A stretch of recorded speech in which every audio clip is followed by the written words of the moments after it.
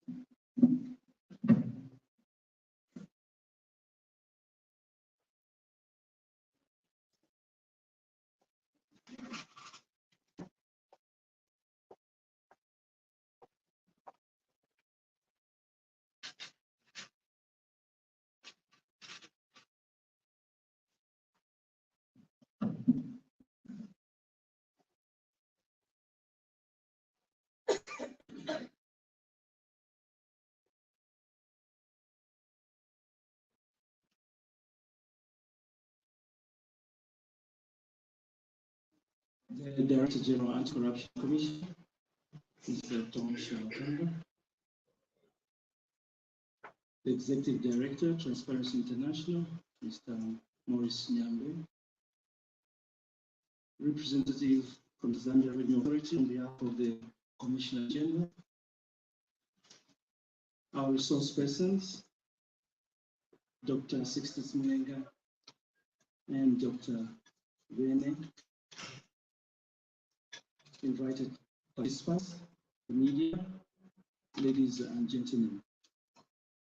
We begin our program today, which is a symposium on mining sector on anti-corruption. And the theme for this symposium is stimulating economic growth by enhancing integrity in the mining sector. And this symposium is called because the Anti-Corruption Commission and all those that monitor corruption are concerned with the continued happenings revolving around corruption. Before I proceed to us to have the national anthem, allow me to first have us to have a word of, and then we go to the national anthem. Mr. Sivale, please, and shall we be upstanding?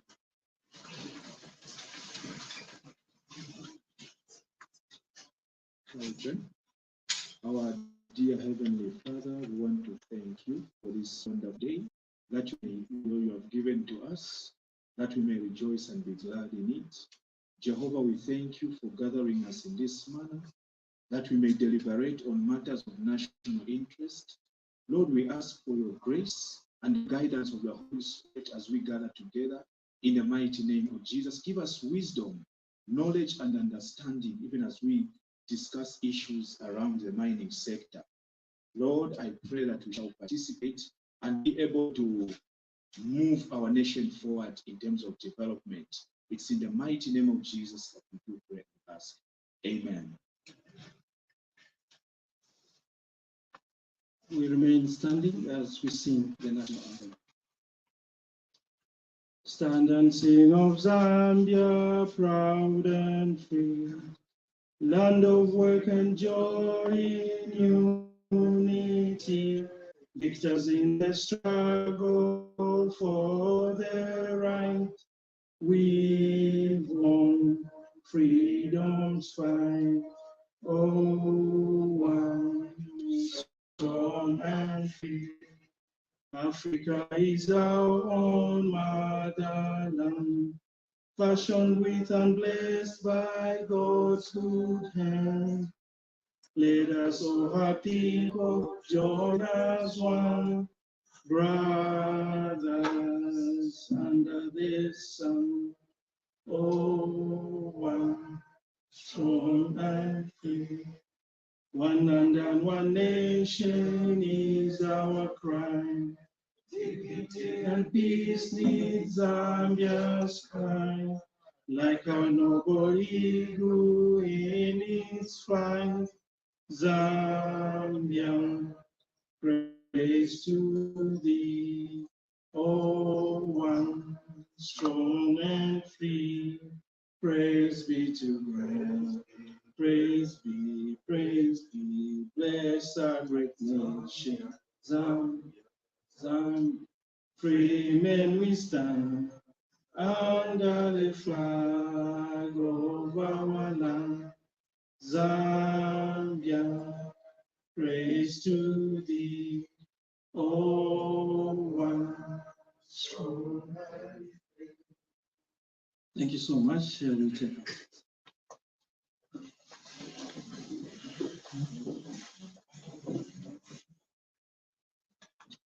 Ladies and gentlemen, this program, I'm sure you have in front of you a number of documents and folders which shows the program. And again, sincere apologies for starting this program a little bit late, in fact not a little bit late, but we hope that we can cover as much as we can as the program indicates. However, allow me to indicate that the first presentation that we should have had at 9:10, which is maximizing economic gains from Zambia's minerals through enhanced transparency and accountability, will come a little bit later. So we will start our presentation on the second one by TIZ. Oh, they're here. Ah, great. Okay, so we can then move to that first presentation after the formalities of the speeches. So to commence our program, again, the guest of honor is not yet with us, but as soon as he comes, he's going to give us that official opening statement. But we will proceed to the speeches that have been lined up, the first three speeches. And after that, we'll then move to the presentation. It is therefore my honor and privilege to now invite the Executive Director, Transparency International, Mr. Maurice Nyambe, to give his remarks. Mr. Nyambe.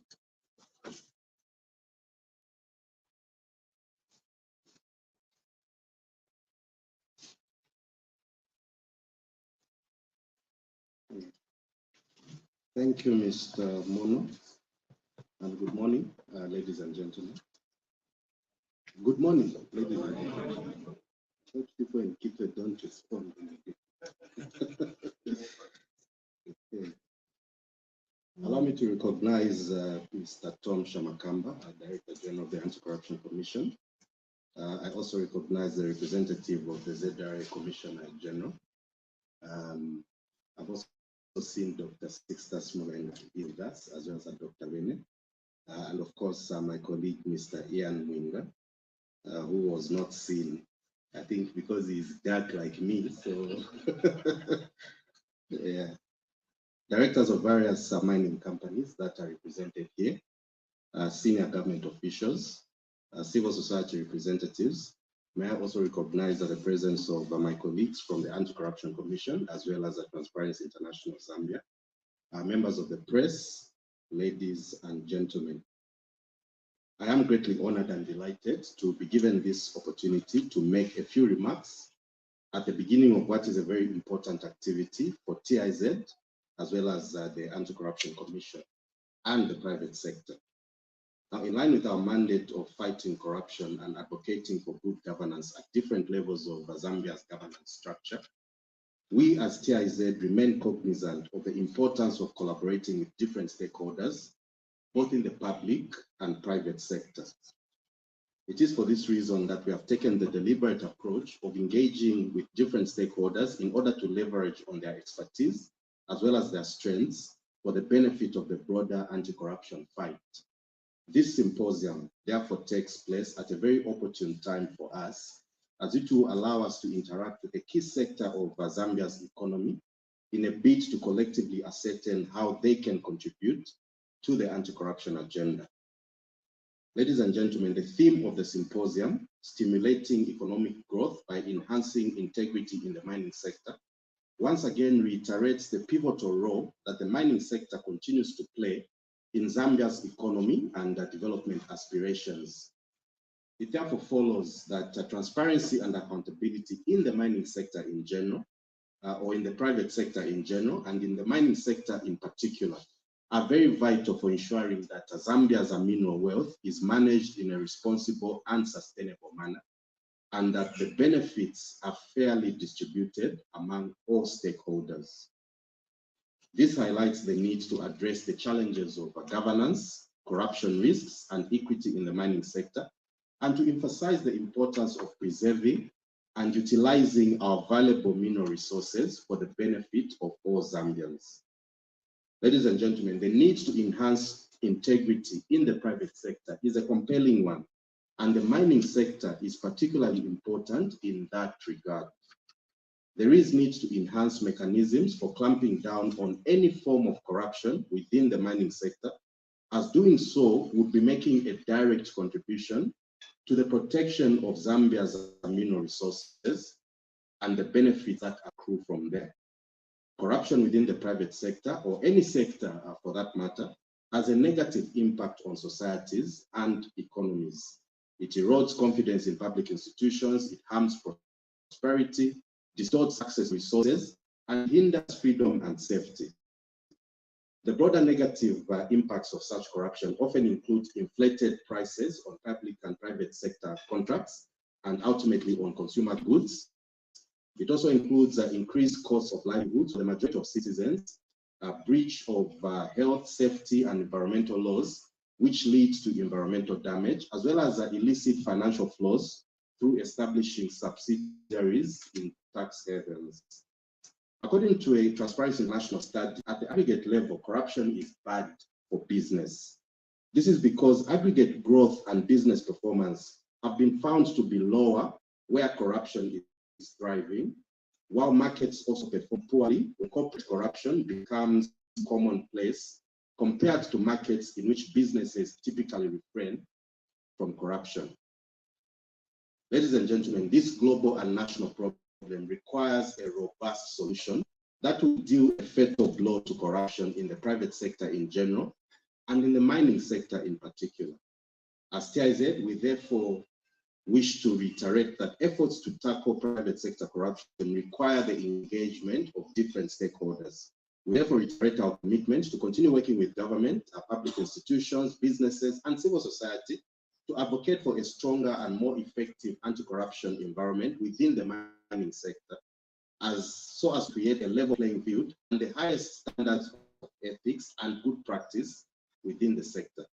A key focus in our new strategic plan is the Business Integrity Program, which is aimed at raising private sector anti-corruption standards, and we call on all stakeholders to support our implementation of that program.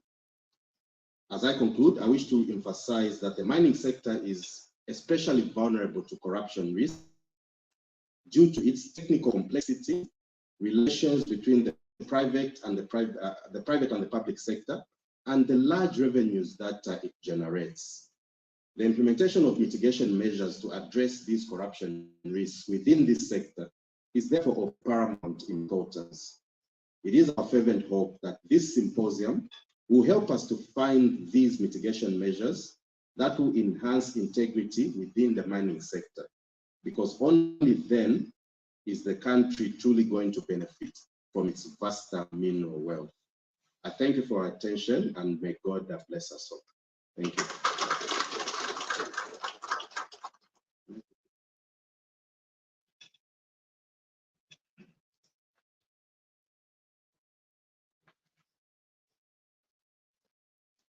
Thank you so much, Executive Director, Transparency International. It is now my singular honor once again to invite representatives from Zambia Revenue Authority or on behalf of the Commissioner General. The name is gone, but I'll ask him so that we can get his name.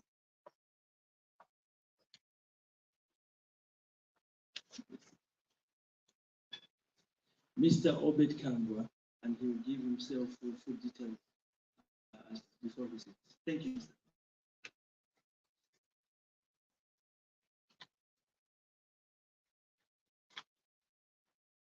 Good morning, everyone.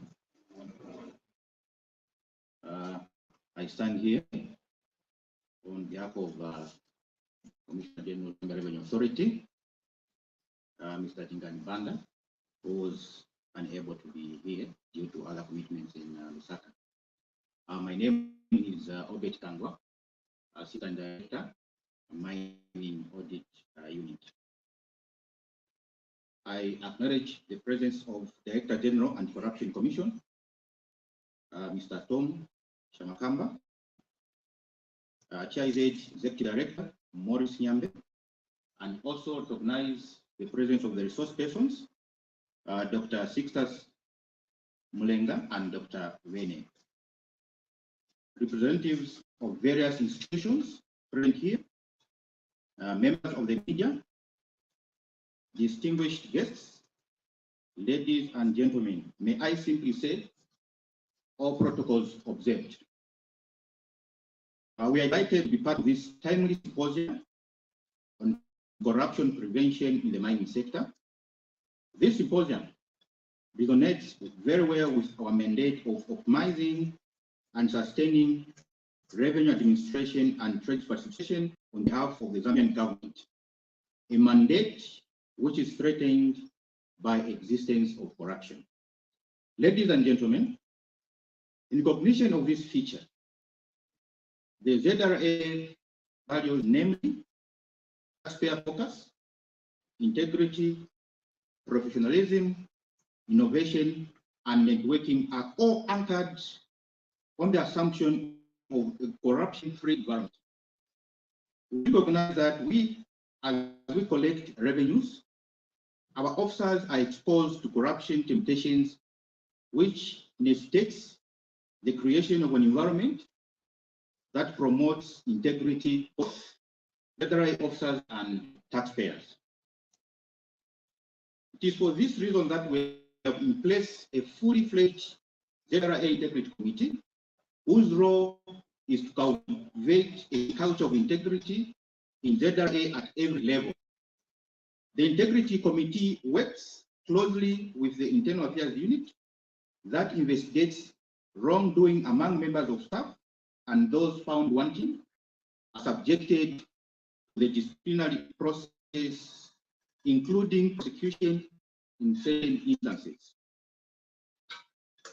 Distinguished guests, as we are all aware, the mining sector is the backbone of Zambia's economy, as it is the main driver of economic activity due to its linkages with various sectors.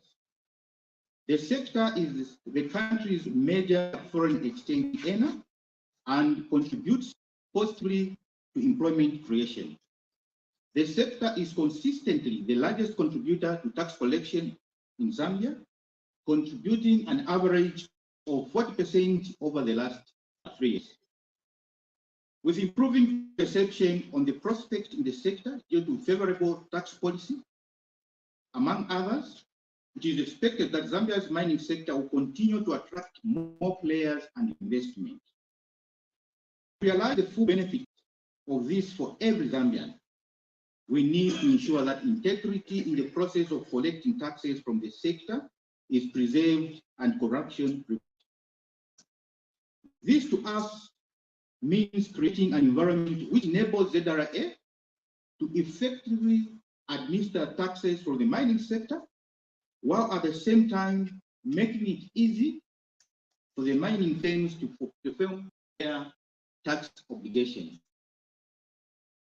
It is for this reason we have established dedicated units for taxation and compliance management among taxpayers in the mining sector. These are the Mining Audit Unit in the Large and Specialized Taxpayer Office and the newly created Adzeno Small and Medium Mining in the Informal Small and Medium Taxpayer Office within the authority. The ASM unit is also meant to reposition the country so that it also recoups the benefits of expected demand for energy transition minerals, in which smaller players are expected to play a very significant role in the value chain. Ladies and gentlemen, we also have in place the International Taxation Unit, which focuses on auditing complex matters of transfer and mispricing and other base eroding practices among mining firms and other multinational companies.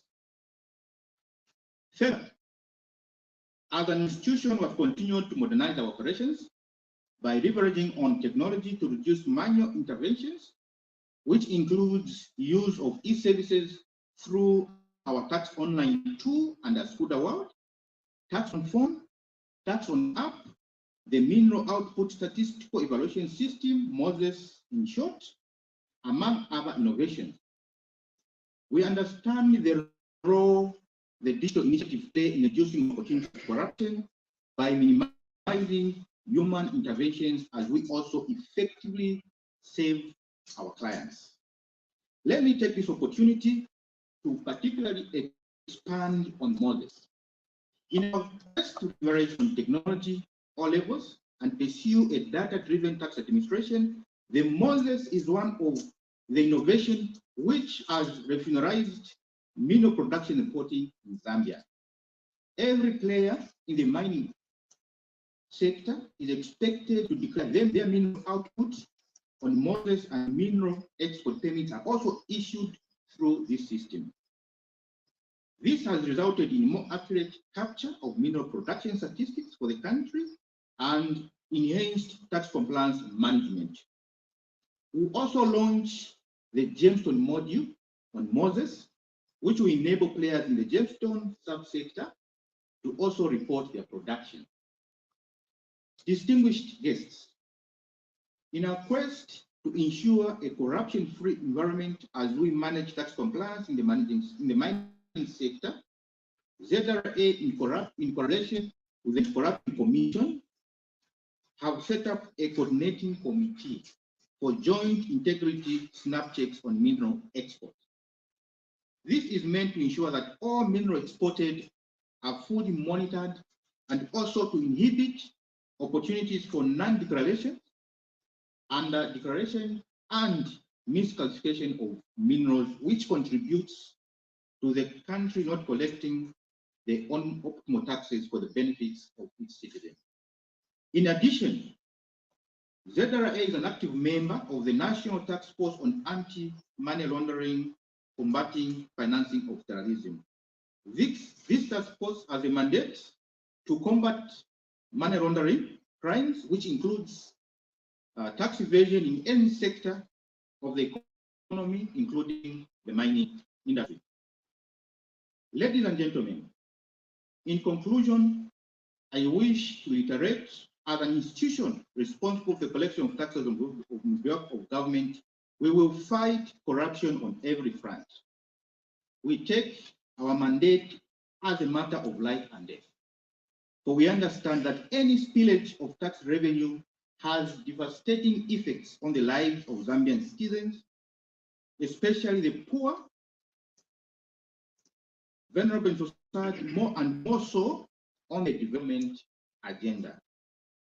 I wish this symposium a success as you deliberate on stimulating economic growth by enhancing integrity in the mining sector.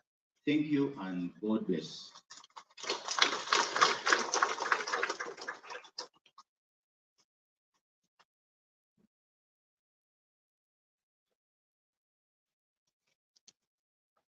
Thank you so much, Mr. Kangwa, for those remarks. And I'm just learning Moses today.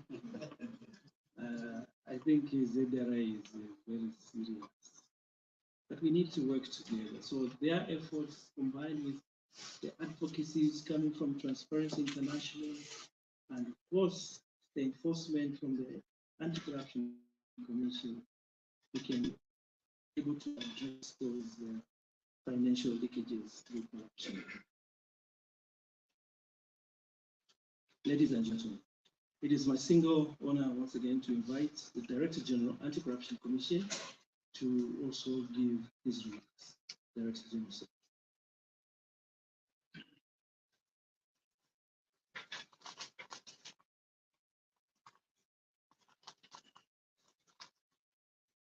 Good morning to everyone. May I recognize the presence of the Executive Director, Transparency International, Zambia, Mr. Maurice Nyambe. May I equally recognize the presence of Dr. Mlega and Dr. Vene. Please, thank you, the two doctors, thank you for coming. May I also recognize various chief executive officers from a number of private companies. May I also recognize senior government officials present. May I also recognize various players from the mining industry and its related business entities. Further, may I recognize the members of the press. May I simply say all protocol observed. It is my honor and privilege to welcome you all to this Mining Sector Symposium, which the Anti-Corruption Commission is co-hosting with Transparency International Zambia under the theme, Stimulating Economic Growth by Enhancing Integrity in the Mining Sector. It is my hope that the mining sector in Zambia is well represented here so that our deliberations can be enriched from the different experiences and knowledge of the operations, challenges, and successes of the mining sector in Zambia. It is a well-known fact that the mining sector is still a major economic driver for our country. Embracing integrity in this sector is very important as it will enhance transparency and accountability in all the business transactions. The Republican President His Excellency Mr. Hakainde Hichilema has repeatedly stated that the sector should be an important driver of the economic development of our country. This desire by the head of state places serious obligations on the private sector, as it entails that more and more of the economic activities should be undertaken by the private sector. As Anti-Corruption Commission, we also note that corruption is often associated with increased economic activities, as it is largely an economic crime. We are therefore interested in working with the private sector to ensure corruption and other malpractices are proactively dealt with to create an environment which is conducive for business to thrive, thereby translating into a brief background to this symposium. You will note that most of the Commission's engagement with the stakeholders previously revolved around the public sector as a way of protecting public funds and managing public affairs. However, Section 81 of the Anti-Corruption Act, number 3 of 2012, demands that the Commission should engage all relevant stakeholders in developing anti-corruption strategies and interventions, so as to effectively prevent the occurrence of corrupt practices.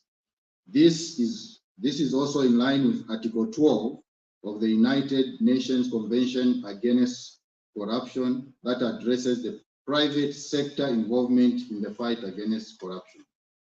The spirit of the law here is that the people who are involved or who experience the problem are best suited to be part of the solution to addressing the problem. An interrogation of the bribery matrix in the public sector shows that the other major players in the equation are from the private sector. The public sector is the demand side of bribes, while the private sector is the supply side of bribes. The need to have a holistic approach to addressing corruption therefore requires interventions across all sectors. Consequently, last year in October, the Commission held a private sector symposium as a way of engaging the sector to take an active role in fighting corruption. The symposium drew representation from various firms and included representatives from the mining sector. The aim of the symposium was to have a starting point for conversations on corruption in the private sector and gather information on challenges various sectors were encountering. During the meeting, it became clear that an industry sector approach to anti-corruption engagement would yield better results because the corruption experiences were different and somewhat industry specific. This symposium is therefore the very first industry specific anti-corruption meeting, and a lot of effort has been made to bring on board all players under this industry portfolio so that interventions can be proposed are inclusive. The mining industry, like any other economic sector, is not spared from the corruption scourge. In short, even in the mining industry, there is corruption. And therefore, this is why we have gathered here, so that we can exchange ideas and see the best practices that we can adopt. Let me say this without sounding like I'm pointing fingers at the sector. We may all be aware that some mining companies have been at the forefront of paying bribes and making facilitation payments both locally and at international levels. Others have been found guilty of tax avoidance and under declaration of profits and losses, as well as engaging in transfer pricing to the detriment of the country. Some mining companies are also known to have lobbied for unfair incentives for them to invest in a country and still make huge profits without plowing back anything significant in the host countries. Others have conducted their mining businesses in total disregard of the environmental and social impact that the industry poses to the local people. Yet it is a known fact that the industry heavily contributes to the greenhouse gases, pollution, as well as disturbance to the biodiversity and the general ecosystem. For these reasons, calls have been made to increase the duty placed on the industry and increase the utilization of green operational systems that would reduce the negative environmental footprints arising from the mining operations. In addition, a number of studies have also shown that few mining operations have actually benefited the host country, as large sums of money are externalized annually through illicit financial flows. Some of these illicit financial flows are perpetrated through illegal practices that include tax evasion and misinvoicing or undervaluation of exports or value of imports, as earlier alluded, and this was also touched on by ZRA. We are all aware the dangers of what we commonly know Ndandashi. Ndandashi, basically, it's a component of high valued minerals, and people underdeclare that. So please, the people in the mining industry, we are working very tirelessly with ZRA to curb those illegalities. So if you know that you are in the export of Ndandashi and you undervalue it, please, we are sending signals to you.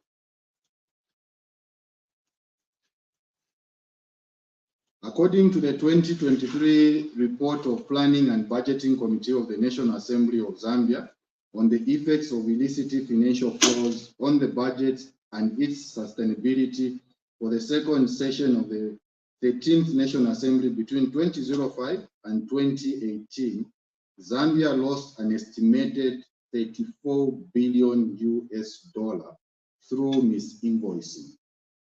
The report further highlights that a report by the United Nations Conference on Trade and Development of 2020 established that $88.6 billion left Africa as illicit capital flight. Further, that copper accounted for 80% of illicit financial flows in Zambia, which in turn accounted for 65% of illicit financial flows on the African continent.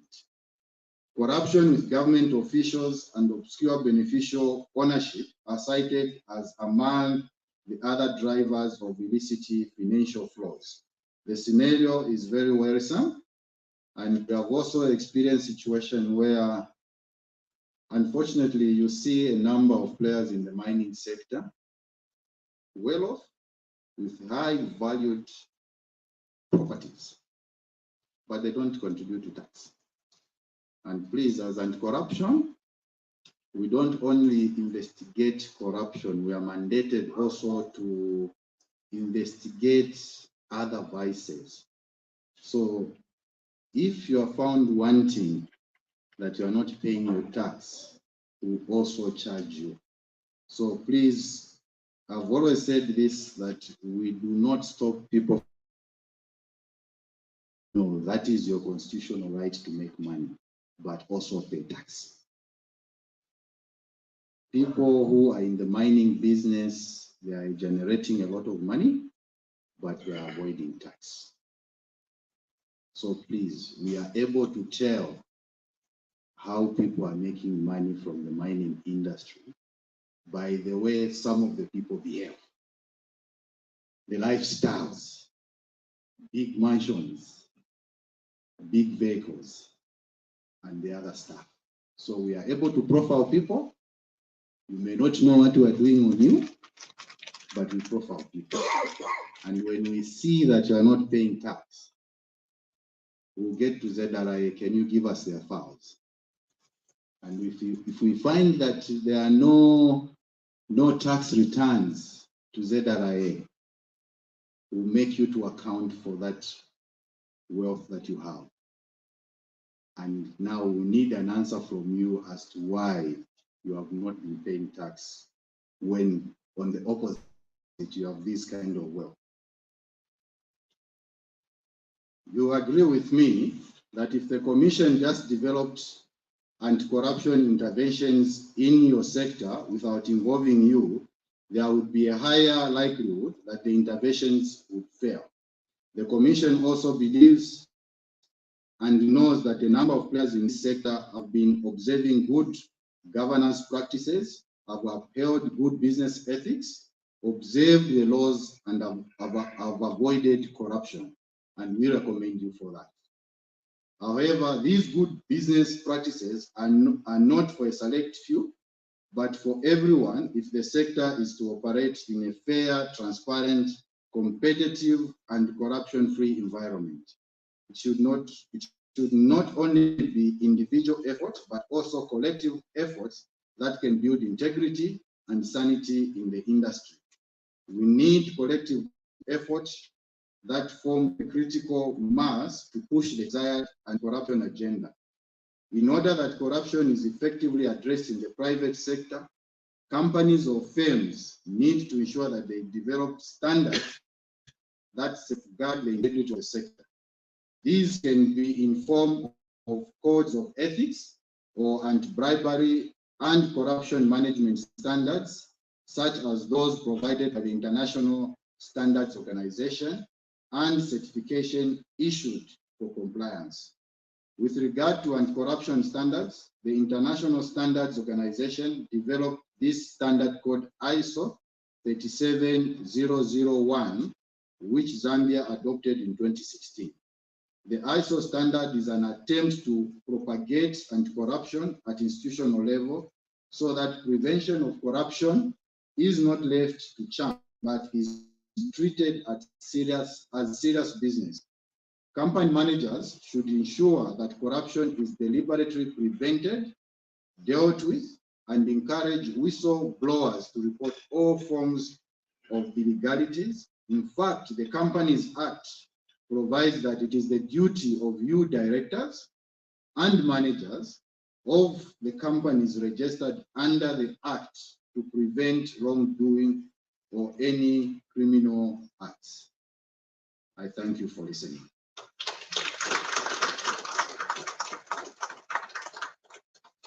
Please, I'm not scaring you.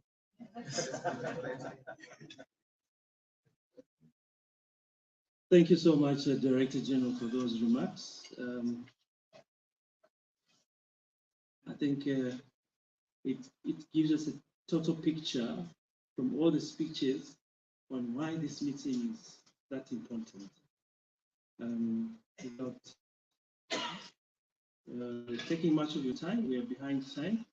Allow me to request that we take a 10 minutes tea break so that after that we can now move into the presentation. We thank you so much. We will have a tea break just now.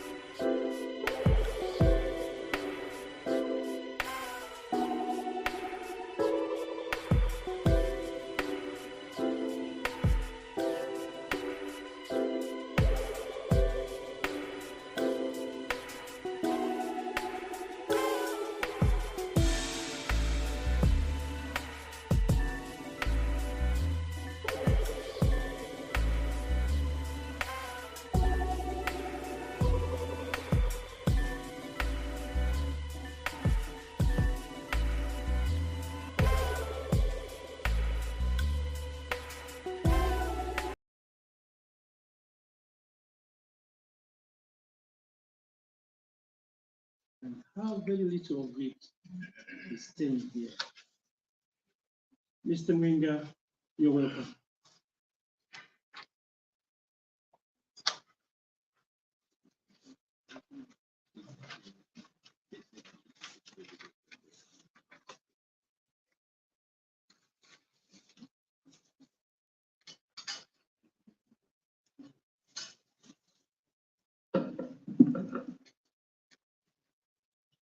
So good morning, everyone.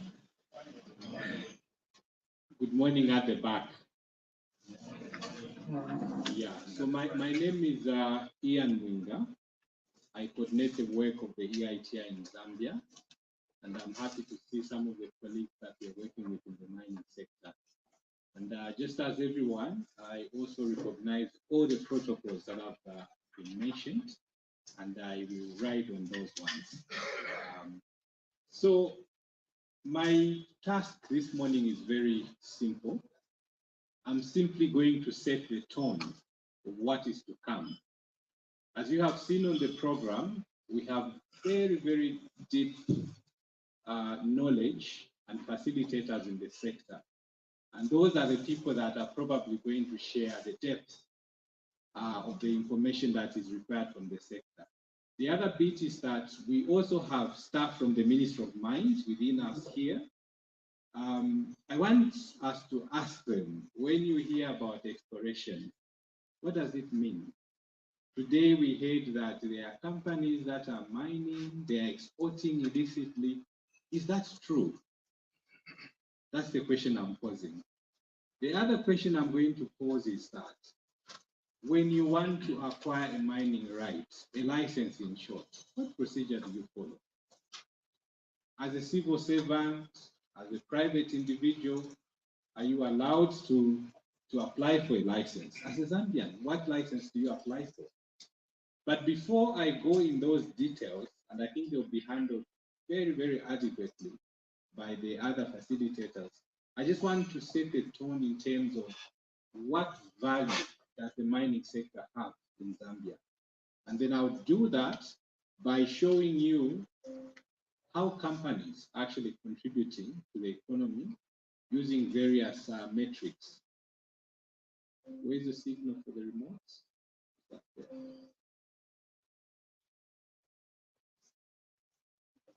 I wish I could sit there, but I'm constrained here. Yeah. It's actually just over there. So it's opposite. Yeah, so the EITI, as a way of introduction, is an initiative that works within the government, but also it has a foot in the private sector. We also have civil society within the fold. If you like, it's a three-legged stool. So that is the depiction of the EITI. What we do is that, and I hope we are doing it, we promote transparency and accountability in the mining sector. So how do we do that? We disclose all the payments, taxes and non-tax payments made by mining companies to the government being the central government, and also the local authorities.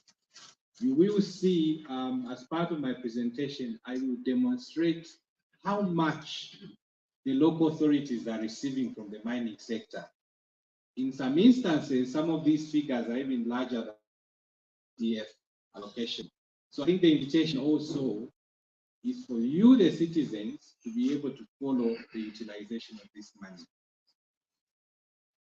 So my presentation is going to be premised on what is known as the value chain, literally like a chain for a bicycle. It's starting from your exploration, moves to licensing. If you want to acquire a mining license, what do you do? And then from then on, you move on to production for companies that are mining like Mopani. And then after the production, I'm sure you know that there is trading, there's selling. What happens to the revenue? And I think that's where the Zambia Revenue Authority. And then I also touch a little bit in terms of how the revenue is also shared at the central government and also at the local government. Then also there are issues around the environment. And I'm glad, I think my colleague Maurice from TIZ, I was very fascinated. He mentioned something about the energy transition. What does that mean? I'm sure a lot of you have been hearing about lithium in Zambia. We have a geologist in the audience. You should ask him where lithium is actually found, if we have any in Zambia. We have conversations around sugilite as well, manganese, nickel. We have the largest nickel mine in Africa is domiciled here in Zambia. Are we aware of that? So we will see about that. Then I'll also briefly touch on, I think Director Tom Shamakamba touched on the issue of beneficial ownership. And that work largely is being done under PACRA to really understand the owners, the ownership structure. And here I'm not talking about shareholders. Neither am I talking about legal owners. I'm talking about warm bodies behind assets. Are we clear on that one? I'll be very, very, very emphatic on that one because it has an implication in terms of who bears the risk and who gains the value from the operation of an asset. I hope I've set the tone very well. So, just as a way of a background, the mining sector in Zambia is governed by those pieces of legislation. We have the mining legislation and these regulations, but also we have the petroleum legislation. How many of us are aware that in Zambia there is work around petroleum exploration? Just by show of hands, not the front, but behind, very few. So we have that piece of legislation, and these pieces of legislation are actually available publicly. You don't need to make an appointment to the government to see them. You can even Google as I'm presenting to find these. So this data is based on the year 2021 as a sample for you to see the status of the mining sector.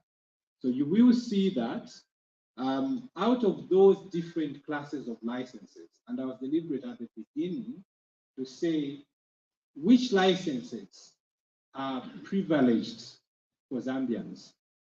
I think we'll ask that question later, but I'll preempt it. For example, the artisan license, mining license.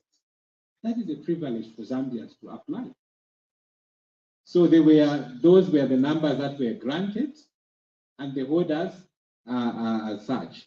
Then we have exploration licenses, small scale, mineral processing, and also small scale mining.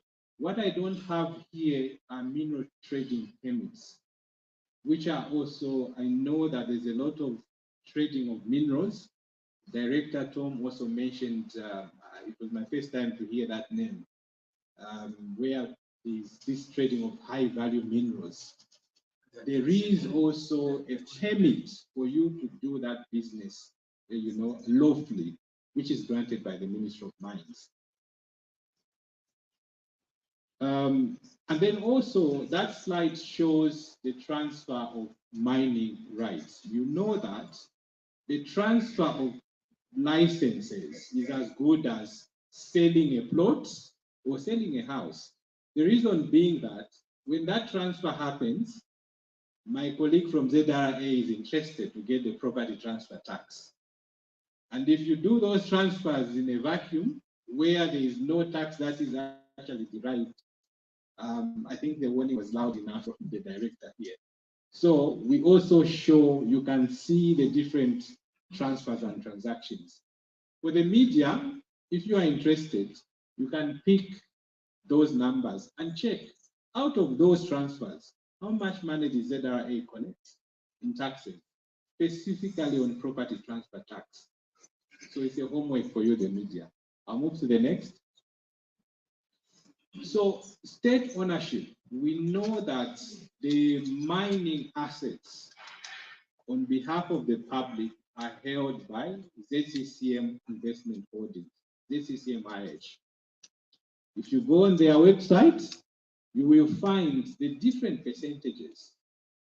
How much stake do we own in Mopani, in KCM, in Kansanshi, and many other mines?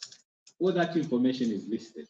But for this purpose, there's one very important aspect I need to draw your attention to, which is the transaction between Glencore, ZCCM-IH, and Mopani.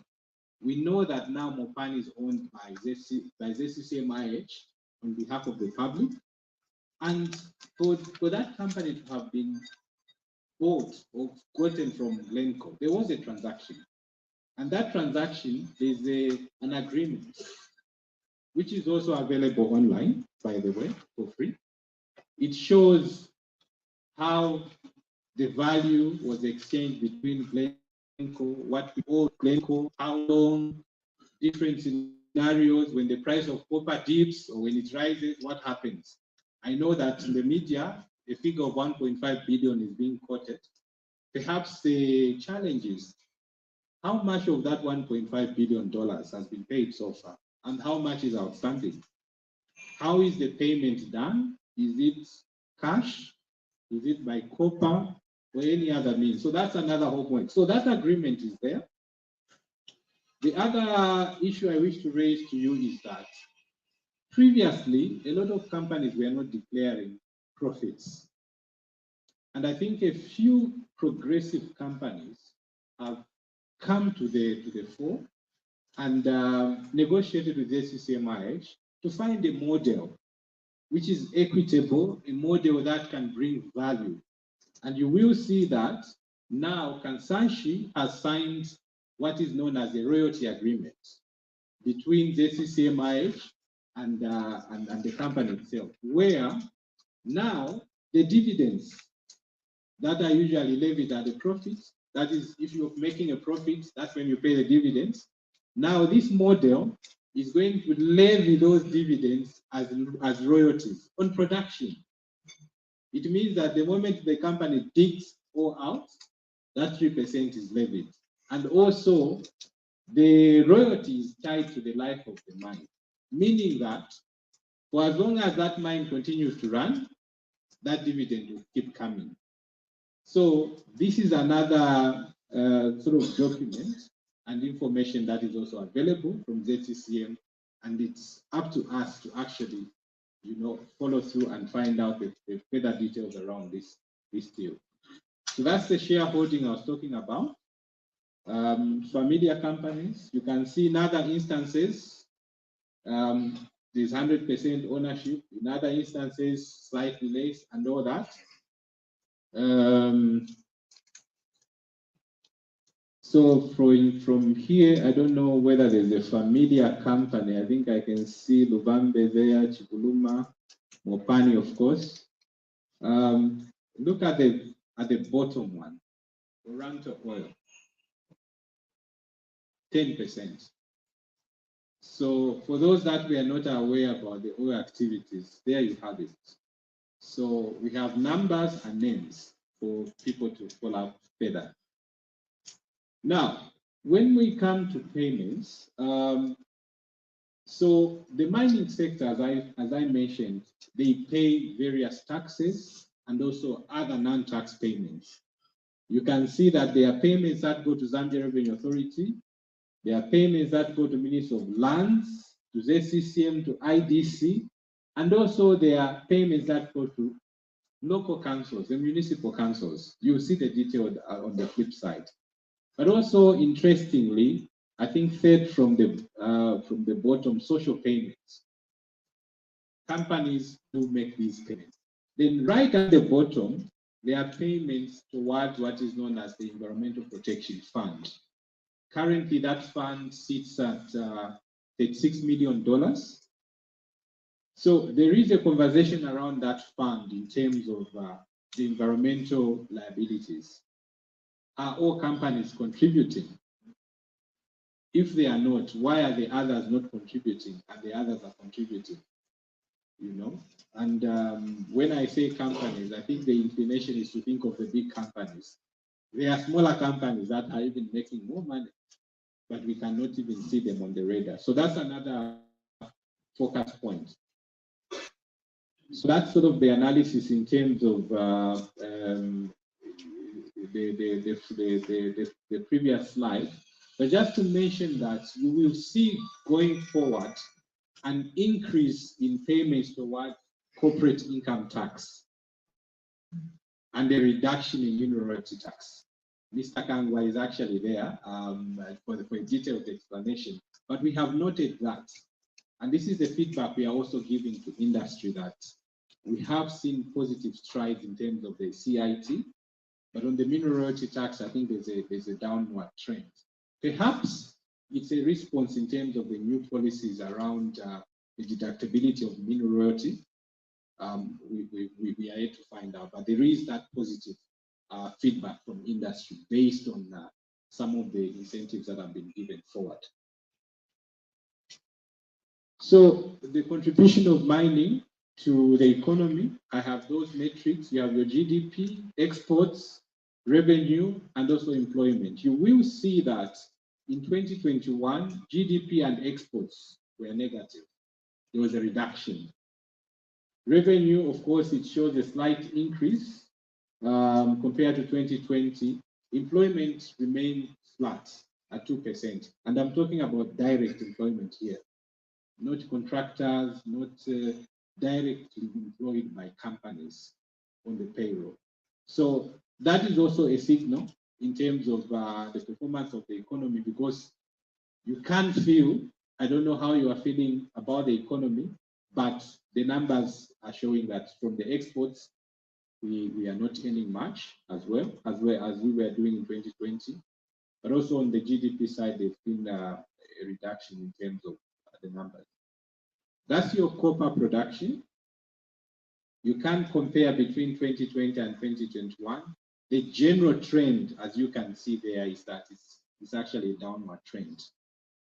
So you can see also that the big players there, bullet point number 2, were also in a way, I think, affected in one way or the other. And the outcome of that is seen in the numbers. So what this means is that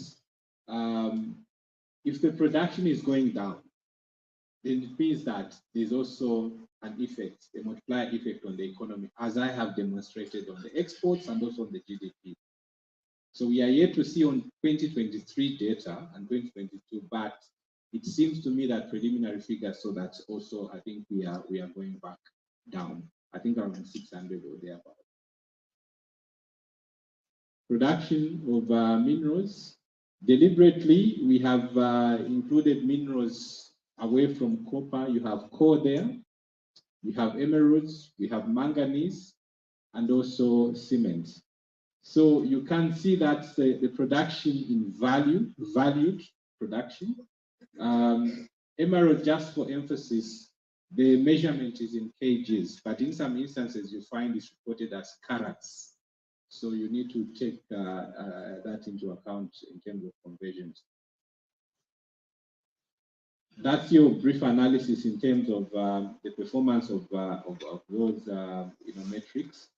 But the general trend is that coal production, of course, increased. And I think the coal effect is coupled with the Mamba, thermal power plant. I think that's sort of the conversation that one is to look at it from. Emeralds, of course, there was also an increase. Kajem is reporting quite a lot of healthy numbers. In terms of exports, you will see that copper increased in a way, but not very much. But then for cobalt at the moment, I think we see most of the reporting via KCM as a cobalt alloy. The rest of the cobalt seems to be coming from imported concentrates that are processed in Zambia and exported. So that's sort of the play there. For gold largely is Kansanshi, and I think there's also another agreement within there between the Bank of Zambia and Kansanshi, where most of the gold is actually sold. The sad reality is that most of the other gold, the illicit gold that is being talked about across the country, you can't find it in the statistics because it is informal, it is unlicensed. And I think if there's any sector or that needs to be looked at in terms of the risk, probably it's the gold sector, because I think we've heard every so often that there's nearly an outbreak of gold in every backyard. Those are the contribution to the local authorities. I don't know if you can see any familiar local council there. Those amounts are not small amounts, they are quite huge. I can pick, which one can I take now? Yeah, those are in millions. Kalomo, yes, those are in millions. You can see that I deliberately mentioned CDF as your comparator. If that money is actually going straight into the councils, it's not going to Ministry of Finance, straight in addition to the CDF and other monies that go to the councils. I think there's a risk potentially there. In terms of how this money is accounted for. It will be interesting, ACCI and TIZ, to see the accountability side of these monies. If there's a road that is built, I wonder who actually values that road. I'll leave it at that without inciting anyone. So payments made by companies, you can see that. If you look at, say, for example, First Quantum Minerals, you add the percentages in terms of the group, literally you see that one company is paying more than 50% of the taxes, and then the rest. But then also the question I'm asking is, where are the other contractors and other small processing plants? I don't think this is sort of the complete picture, but anyway, this is what is officially available. There's another huge task to actually look at those. I also promised to touch a little bit on beneficial ownership. Just to mention here quickly that the law is provided for under the Companies Act. It is a requirement now for anyone doing business to disclose and declare the beneficial owners. There's a penalty for not disclosing, there's a fine, and also imprisonment. So I know that some of us have been part of businesses. You know, a colleague calls, come and join my business and all that. There is a requirement. We might see potential jailbreaks here. How many of us have declared their beneficial ownership? So it's a huge requirement now. And Director Tom mentioned that if your assets are not matching your tax declaration and any other, it's a risk. And so that's the definition from the law. The definition is twofold. It looks at economic benefit and also control. Control is premised on 25%. So anyone who has control of 25% and above in any, whether it's a trust, it's a company, you have to disclose. Then also there's the aspect of economic benefits. who benefits either from a transaction or from an undertaking. So that also needs to be disclosed. There's another very important aspect relating to politically exposed individuals. And I think the inclination always when you hear PEPs, you think of politicians. No. PEPs, if you look at the law, how many directors are in here from the government? If you are a director in the army, you literally are exposed politically. So that law captures you.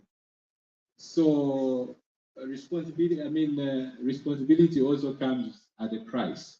So do not think that politically exposed or politically influential means politicians. No. So if you are in a position of influence where you can influence a procurement, you can influence a recruitment or whatever it is, you are actually captured by that law. So so ownership can be through your shares, voting rights, nominees, trusts. I know that in some villages or in some communities there are trusts, community trusts. I wonder who the beneficial owners are, because we know that there's a lot of money that is going on in there. And those vehicles are actually in the spotlight regarding this. Joint ventures. Now there's a huge requirement to also do due diligence with the partners within the joint venture. So that law is actually very, very strong, and many other laws pointing to that. So that's a sort of graphical depiction of how ownership can be done, can be made. You can see somebody can own 100% on the top, but can have these various and even more complicated models. Now, these different circles and squares, they could be, you could imagine them, one being in Mauritius, the other one in the Cayman Islands, the other one in Bhutan, the other one in Delaware. So you can see what you probably see in this country is that lower bit. The other bit, the other one is in Abu Dhabi, Mauritius, and so on and so forth. That is why, as mentioned, I think in one of the speeches, this issue is very, very critical.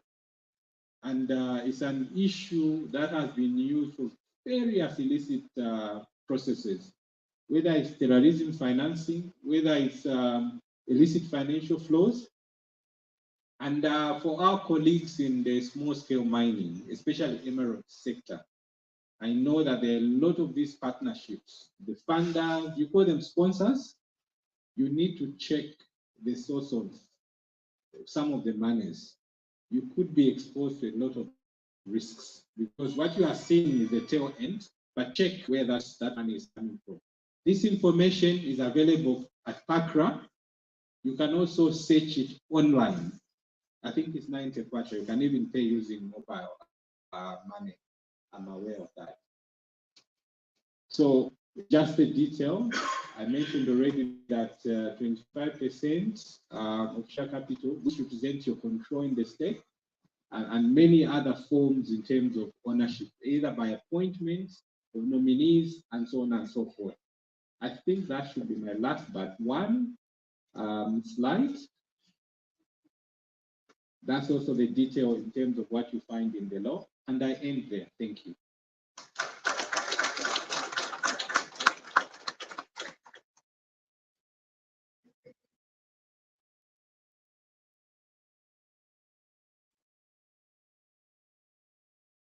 Thank you so much, Mr. Mwenga, for that presentation. Very insightful. It's really saying, okay, why are we poor? The money is there. Where is it going? And if we are able to have it, to what extent then do we have the responsibility of channeling it to the intended projects? And if it is channeled there, does it really get there? If we really get it, does it really get there? Even the CDA, To what, and I can assure you in the next 3-4 years, with that CDF amount we're getting, we probably have only moved 10%. Where is the money going? How are we using it to benefit and really grow as a country, as a nation?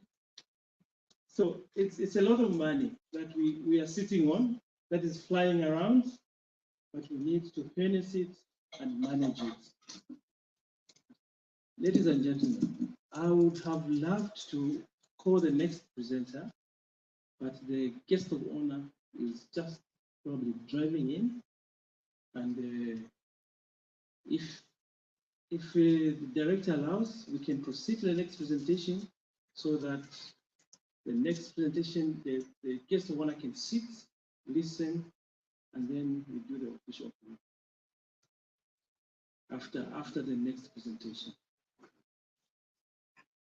Okay, great. So we move to the next presentation, and here we have presentation by Transparency International, and Mr. Nachiringa will lead us through that presentation. Thank you.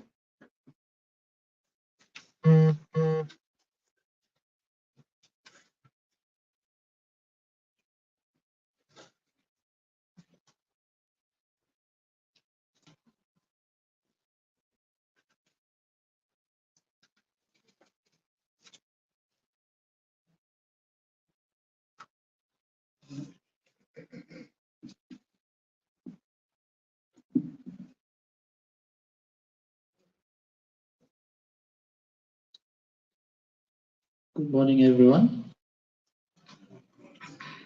The room is too quiet. Maybe it's because we are waiting for the official opening, but I think we can feel at home. Thanks so much, Mr. Mwinga, for setting the tone and the pace on the presentations. I also want to put a disclaimer, like he did, that I'm not a mining expert. My presentation will be skewed towards the governance-related issues in around the mining value chain. And it's good that he has actually highlighted a number of other issues that I'll look at. Thank you.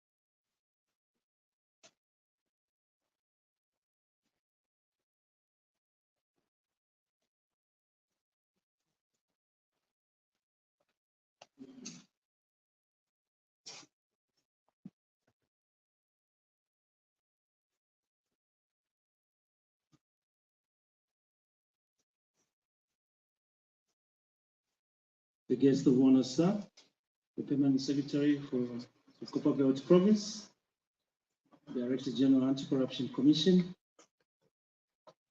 Executive Director, Transparency International,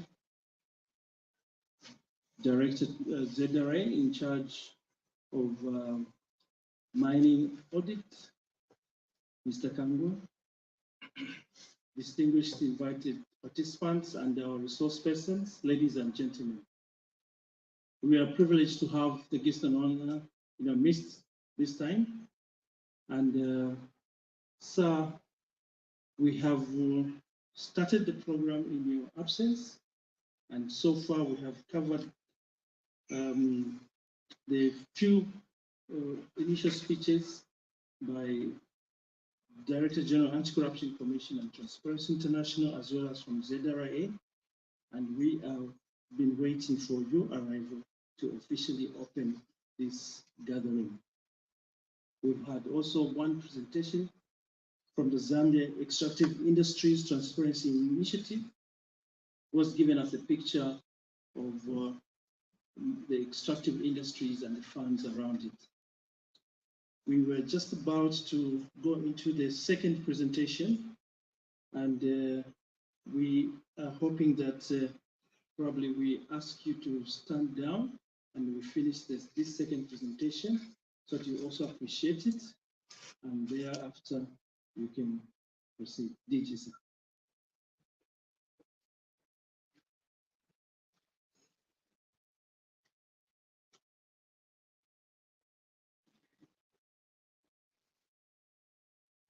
Thank you. I'm guided that the guest of honor has still got a busy schedule and will not stay long with us, and therefore we will proceed to have him officially open this meeting, and then we can proceed with the rest of the program.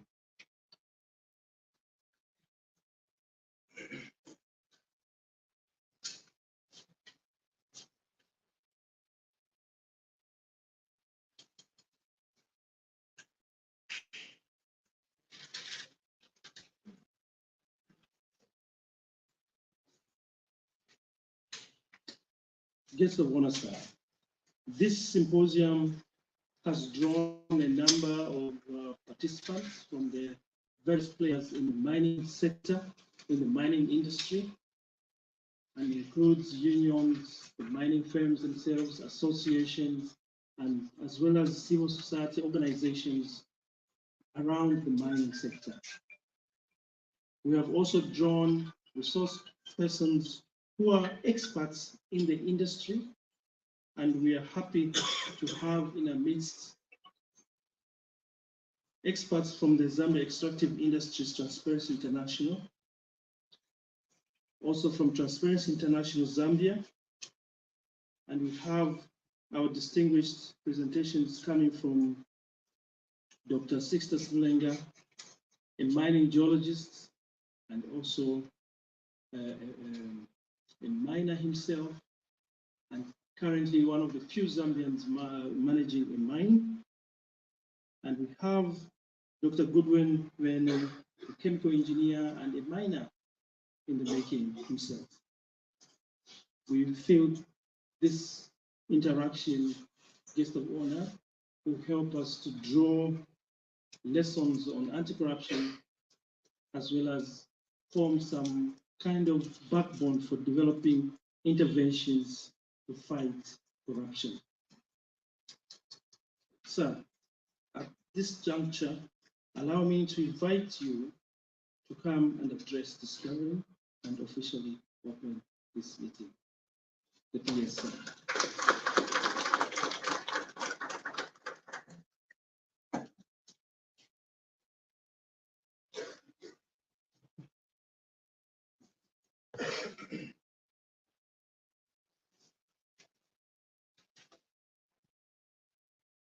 Good morning, everyone. I would have loved to have stayed, but due to some other commitment, I'm afraid I have to leave you. But provincial administration is all represented by people from the Integrity Committee. I've seen them.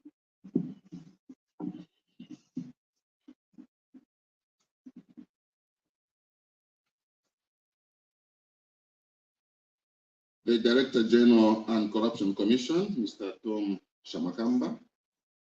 The Executive Director, Transparency International, Zambia, Mr. Maurice Nyambe.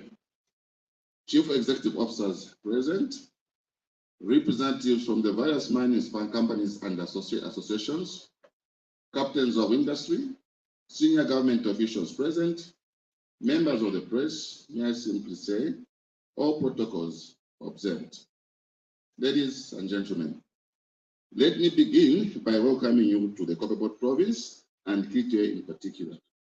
This province is the mother of mining among the 10 provinces in Zambia.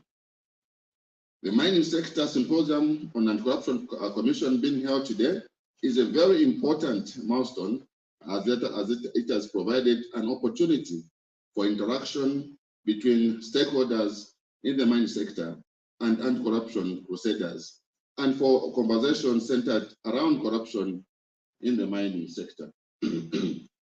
This engagement is designed to share information around the operations of the sector and also to solicit from yourselves the best ways in which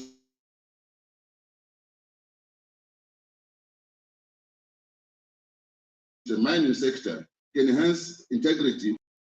The theme of this symposium, stimulating economic growth by enhancing integrity in the mining sector, is so appropriate and timely as it fits very well with the government's economic agenda for enhancing growth in all sectors of the economy, but in particular, steering more investment in mining.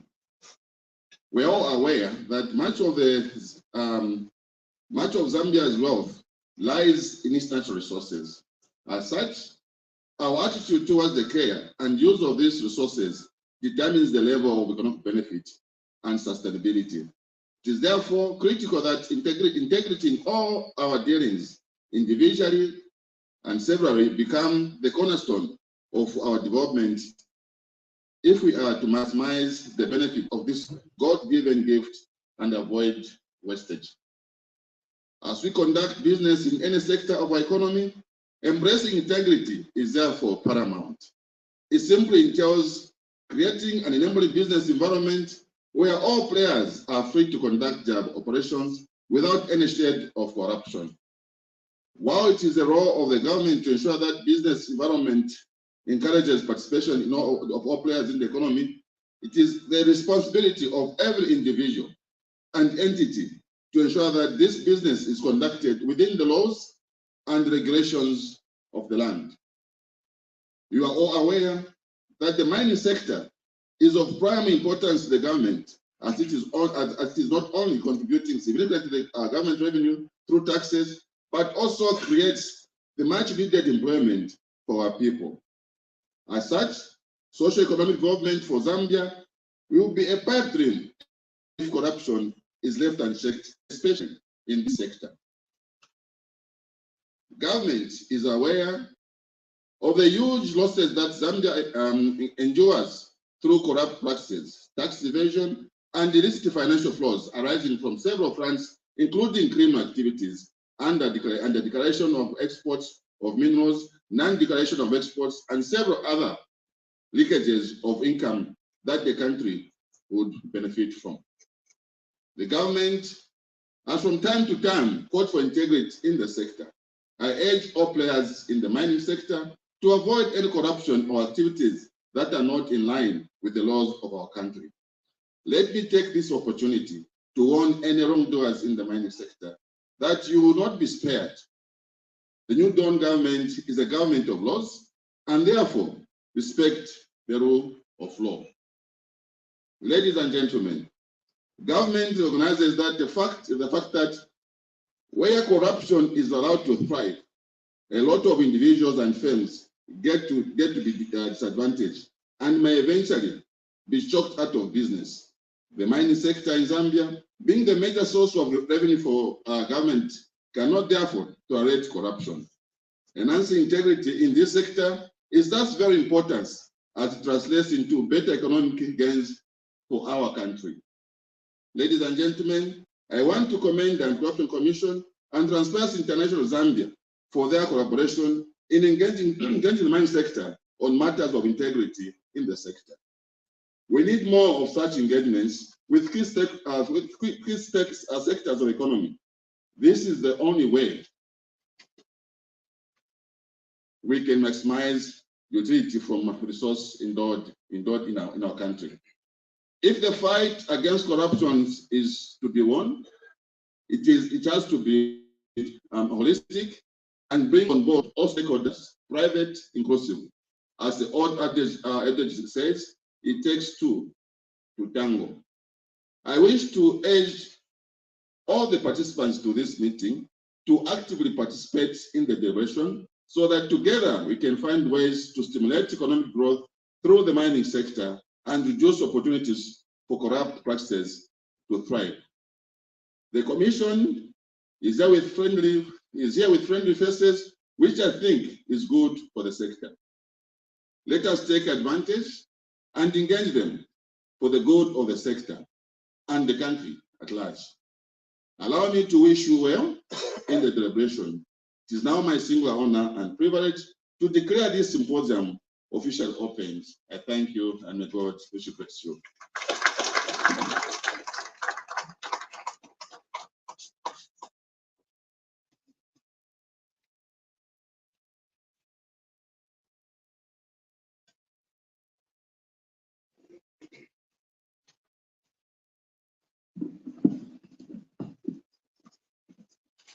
Thank you so much, Guest of Honor, for those remarks. Indeed, we need to work together. We need to put our heads together to fight corruption because it is a cancer. We need to harness these resources as a nation and put them to good use. On that note, I wish to invite the next presentation, or I'm not sure whether the PS will stay for one more. Okay, the PS will now be leaving. We thank his presence and for those remarks. And may I request that we be upstanding to allow our guest of honor to leave.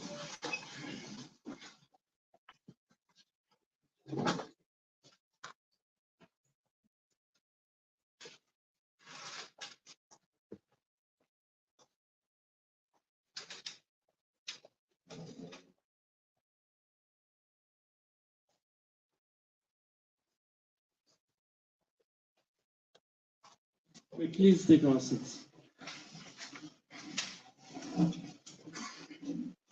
At this juncture, we will now proceed to the next presentation, and we invite Mr. Nachibinga from TIZ to now proceed with the presentation.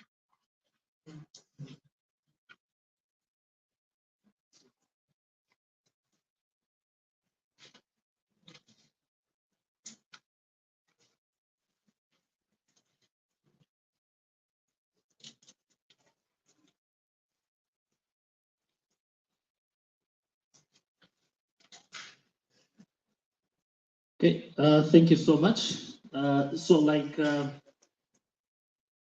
Picking it from where I had just ended, I indicated to say that I wanted to put a disclaimer that I'm not a mining expert and my presentation will be skewed towards governance-related aspects.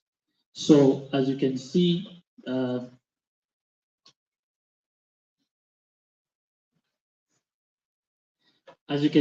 my topic of discussion is around promoting transparency and accountability in the procurement of suppliers and contractors in the mining sector. And basically, this presentation will leverage around the works that Transparency International Zambia and Transparency International has been doing. So basically, I'm just presenting a bit of the findings on our work relating to the extractive industry.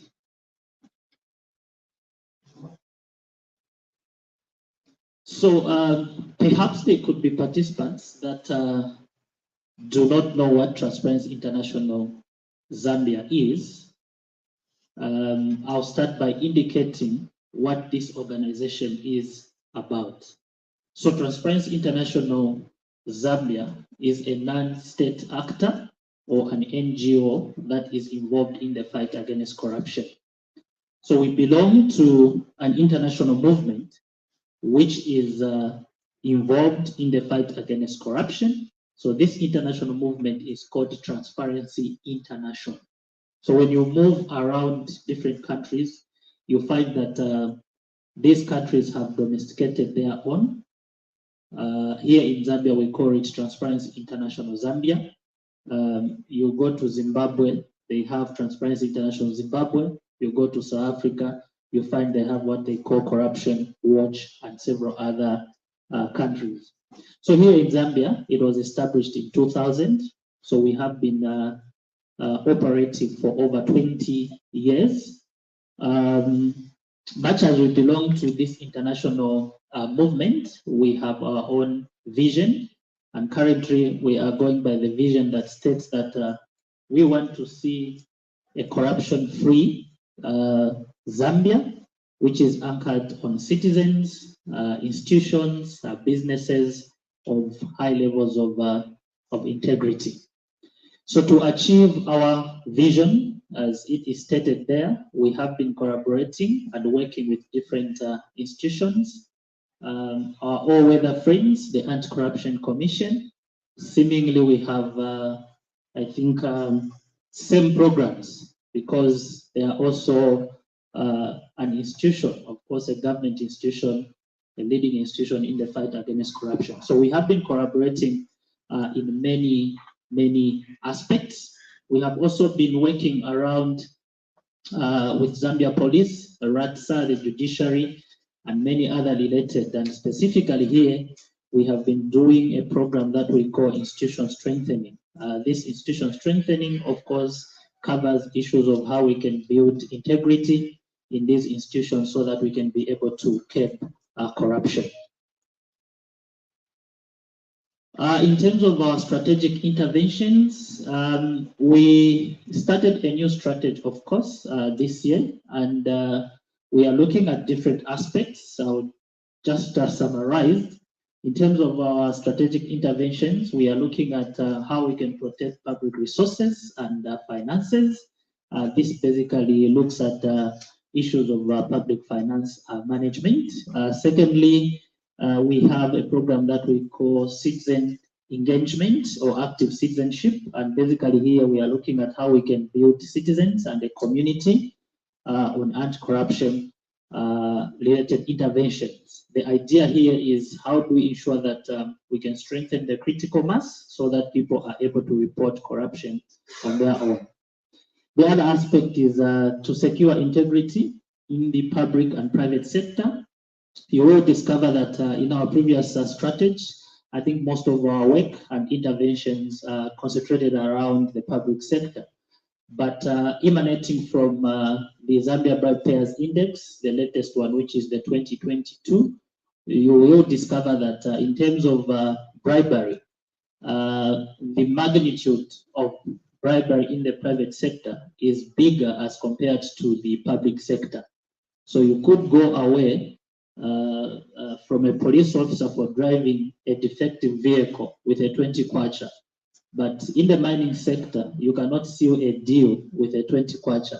Maybe it could be $20,000.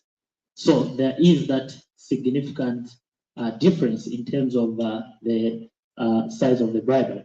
So as a result, like my executive director has indicated, we have this bigger program that is trying to look at how we can enhance business integrity and hence bringing in the private sector to sit and set up targeted interventions on how we can enhance that. And the other aspect is to protect resources for climate change and environmental management. Of course, this is broad. There's a lot of finances that are coming through as a result of issues of climate change. Our area basically here is to look at climate financing. How transparent is the process? How accountable is the process? But also most importantly is to see how our natural resources, for example, Mukula and many other high value resources are being managed in our country. So moving quickly to my presentation, I will look at the context and terms. Then I'll look at a manifestation of corruption in the private sector. Then I'll look at what are some of the measures and recommendations or good practices that we can put in place to try and mitigate corruption in the mining or extractive sector. So like it has already been said by Mr. Mwinga, we have seen that the mining industry in Zambia definitely contributes to our economy. Not to exaggerate, but I think with extent of facts that our economy for a long period of time, I think, has been depending on the mining sector in terms of the economic muscle. Now, when you look at that, when you look at the industry itself is also complicated and also high technical in one way or the other, okay? But that does not spare it away from issues of corruption. People say that the more we are becoming technically sound, the more corruption is also becoming complicated. For example, if you talk of conflict of interest corruption, it's very difficult that you can smell it. People will follow the right procedure, but they'll beat you on just one point and it goes in there. So you find that this particular industry is prone to high levels of vulnerabilities when it comes to corruption. And examples that we can look at are issues relating to contracts, issues relating to licenses, permits, and issues relating to taxes itself.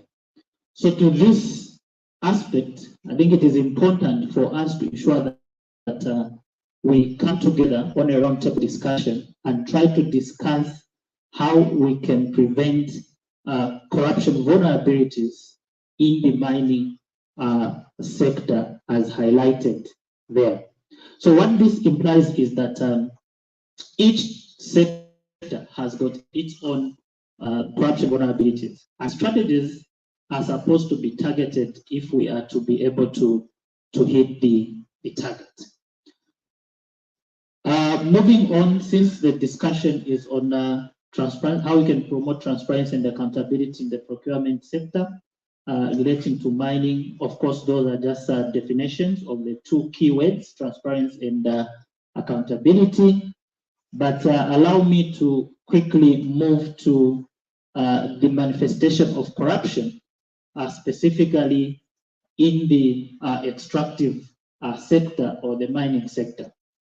So when you look at the mining sector, mostly issues of corruption do manifest themselves, like Mr. Munda has mentioned, in the mining value chain.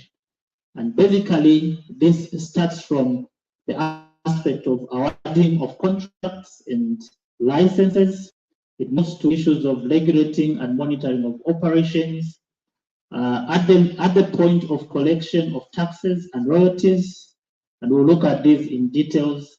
Then also at the time of revenue distribution and management, and implementation of sustainable development policies and projects. So when you look at this value chain, on each of these points, there are corruption vulnerabilities or risks that are associated to the same. So I'll start by looking at the first step, which involves the awarding of contracts and licenses.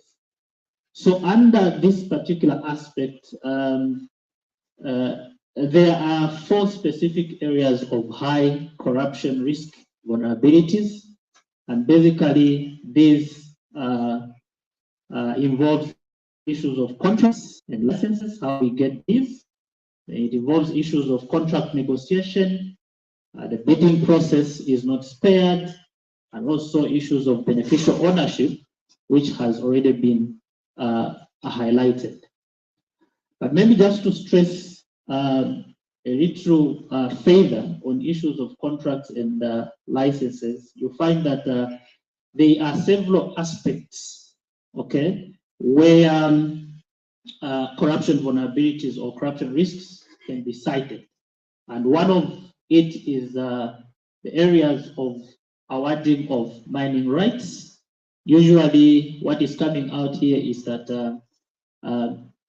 and the fact that here in Zambia we do not have a law on access to information. So you find that information regarding to the same might be restricted such that people do not have sufficient information for them to be able to do what is right. The other aspect is non-transparency and asymmetric negotiation of contracts does come in there. Inadequate legislative, regulatory, and governance framework for the licensing process. All that poses an issue of corruption vulnerabilities. Then to some extent also lack of government, technical, human, and financial resources to manage contract negotiations. Political interference comes in there, which is quite a big issue.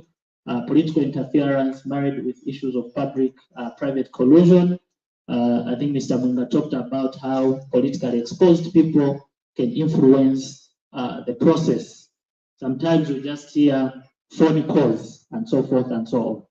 The other aspect, of course, is opacity in the process of reallocation of license or contract to third party, and also opaque and complex financial and commercial arrangements that are required to ensure that a contract or a license is awarded. So all these are some of the issues, of course, that pose as far as corruption vulnerabilities are concerned. Then moving forward to contract negotiation, we also find some vulnerabilities around this area, and specifically they appear as far as trading in influence is concerned, and also private interest interference and capturing decision-making process. Basically here, people that have been following politics, you'll find that there are people that do fund, for example, political parties. And when they do fund these, to some extent, their monies have got strings attached.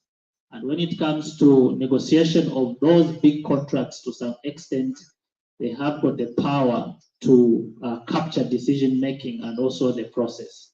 I'm sure people are aware what used to happen in South Africa as far as the Gupta brothers are concerned. Not to exaggerate, but people did indicate that even when the national budget is prepared, it had to pass through that family for approval before the cabinet does approve. So that's the highest level of capture as far as decision is concerned. So you tell me that if there are issues to do with contracts in terms of procurement or road construction, it means that such a big family will always be getting those contracts. So for us, I think that's a serious red flag when it comes to issues of corruption vulnerability. Favoring of companies in which public officials have an ownership stake, and the embezzlement and misappropriation of public funds could occur in contract negotiations. Of course, like I mentioned, conflict of interest is very much difficult to sniff. And like Mr. Mwinga also mentioned, I think it's very much important for us as a country to be able to know who owns company A and company B. I think not too long ago, should have been 2021. If you look at the 2021 Auditors General Report, you'll find that Zambia lost about, I think, 4 billion kwacha through issues of conflict of interest. And it was just one contract which was awarded, and the entire process was followed. And when we did a little investigation, we discovered that this company, of course, is owned by Zambians, but registered in Mauritius. And Mauritius is known for tax haven and so forth and so on. And what was in that contract is that a clause was indicated to say that if government defaults to pay this amount of money, the contract will start earning interest. The contract has to do with building of FRA sheds. And surprisingly enough, government defaulted on that contract, and interest accumulated to a point of 4 billion. And there was nothing that was done. A whopping 4 billion was gotten by people, just like that. Basically, that's corruption, but very difficult to sniff because you do not know who the owners of the company is.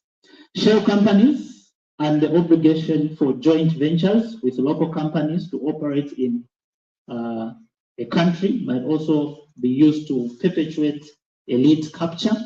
Of course, we have got big international ventures that want to invest in our country. But when they come to invest in our country, the first step they will do is they will look at people that are associated to, for example, the ruling party and so forth and so on. And the mining companies, of course, are not an exception. We have seen when there are issues to do with resource mobilization by the current ruling party, the mining parties are big spenders on such functions. So sometimes that money is not just being put there. The expectation is that it will come back with huge, huge profits. So this poses a serious red flag when it comes to them. The bidding process is also not an exception. The bidding process also offers opportunities for corruption. For instance, they may be rigged by patronage and conflict of interest, resulting in the biased selection of one bidder. So there are people who know about procurement-related aspects even before advertisement is done. So we have got people that are working within there, and they are trying to ensure that the system is beaten because they are in there by giving information to the outsiders.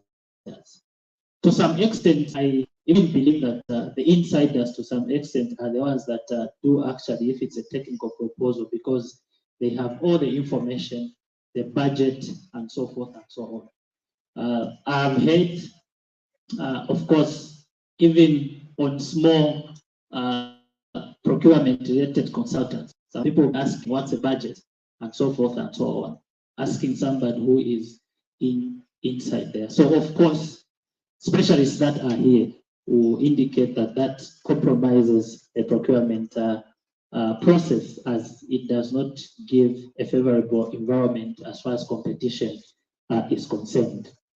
The use of third parties, including intermediaries and joint ventures, may also serve that particular purpose. Beneficial ownership, I think, was quite explained by Mr. Ian.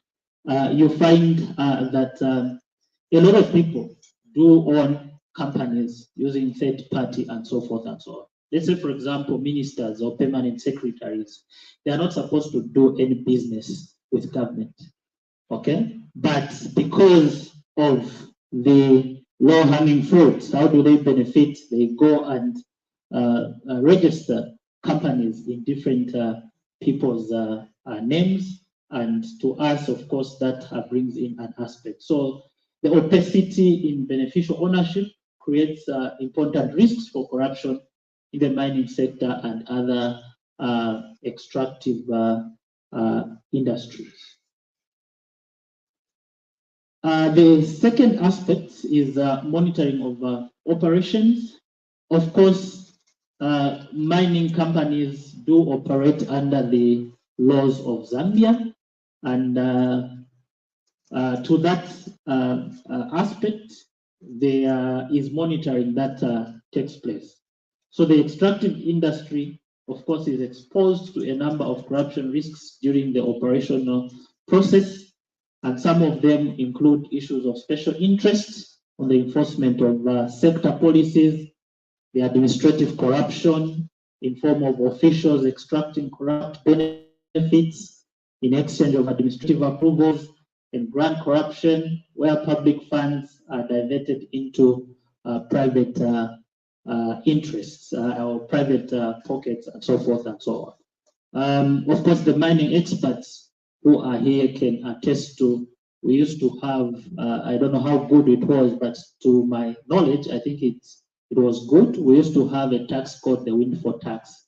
So I do not know how it was scrapped off. I think the resource persons that are here can be able to highlight to us the negatives or the disadvantages of the windfall tax. But of course, we have seen and we have heard of administrative favors when it comes to issues of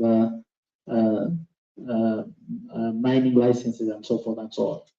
The other aspect, of course, is collection of revenues. Mr. Mwinga indicated how much the country is collecting in terms of revenues and the respective mining companies that are contributing that. Despite all those contributions, maybe if we had a robust system around how the mining companies may not beat tax collection, perhaps those figures could have been more and more higher. But as we talk right now, of course, tax evasion does happen. Some other, of course, mining companies may not be declaring what they are supposed to declare. In terms of these revenues, of course, even the officers themselves, ZRA is here, that collect these revenues may be compromised in one way or the other. For us, of course, that poses a corruption risk, and transparency and accountability in such payments, of course, has to be emphasized and enhanced.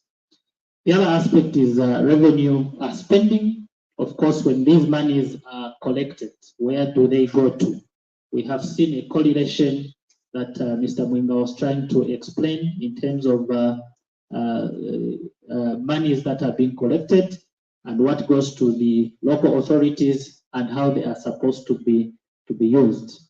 Apparently, I think one will wonder to say that places like Mufurira, why are they so poor when we have got mines around there? My thinking or my layman's understanding is that since I come from Mufurira, where there are mines around there, I mean that town should be more developed than Moenze, which has no mine. But surprising, the poverty levels are high in those places where we have got natural resources. I think it's cause for an introspection of what is happening around there.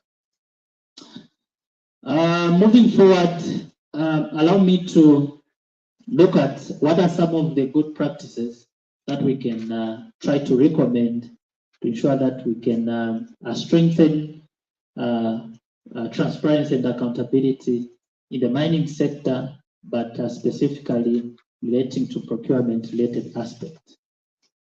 First of all, the first recommendation we are making is that we need to create a transparent and fair contract negotiation and licensing process. We have seen that a number of challenges around how to acquire a license, contracts, and so forth and so on. And this is posing high level of corruption vulnerabilities in that particular area. So as Transparency International, we are recommending that we need a clear and transparent process regarding contract negotiation and also awarding of contracts. And specifically here, what we are saying is that we need to ensure that at all stages, the information which is required for the public to undergo through that process is provided for. We also need to have technical bodies that do understand what is required to be put in place. And we also need to ensure that we have an effective management process regarding issues of conflict of interest.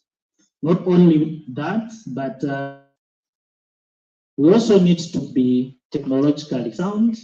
I think most of the countries are going the GEO way. So submission of these documents can actually be done online, and assessments are done online. And we also need to ensure that there is full disclosure of contracts and licenses that are awarded publicly. We do not want to promote underhand methods, because issues of non-disclosure are some of those that are affecting this related aspect. Secondly is ensuring that there's transparency on beneficial ownership. First of all, here we need, of course, to implement a robust system regarding integrity screening. Okay, when people go to register or to get their licenses, we need to screen them, of course, leveraging on what maybe PACRA has, so that we are able to determine who really owns company A and company B. So, of course, government here should acquire special equipment to ensure that when people are acquiring licenses, the issues of beneficial ownerships are sorted out. Then, of course, the other aspect is that we also need to criminalize illicit activities. People that are found wanting, I think, should face the law accordingly. DGSCC here indicated that if somebody is found wanting, they will be followed. He was not scaring anybody, but I think I support that statement. When you look at countries like Japan, one of the reasons why the levels of corruption are low there is because they are using a double approach in terms of fighting corruption. There is a stiff law regarding the fight against corruption. I think that's one of the countries where they have got a capital punishment with regards to corruption. But also the issues of the moral aspects are important. So we need to criminalize acts of illicity from influential people. Then still under beneficial ownership, we also need to acquire applicants, require applicants to disclose owner information, provide necessary information, and also publicly disclose information on PEP, politically exposed people's status, so that we are able to follow. When you look at what is happening, for example, in the FIC report, when you look at those diagrammatic presentations, they indicate to say PIP 1, PIP 2, and so forth and so on. So a lot of resources are being lost through these people that are connected. The other aspect is, of course, we need to promote business integrity. And for us as Transparency International, Zambia, as indicated by the executive director already, we have a big program on how we can, and strategies, how we can try to promote business integrity, even extending to the mining sector. So we have got different tools that we can look at.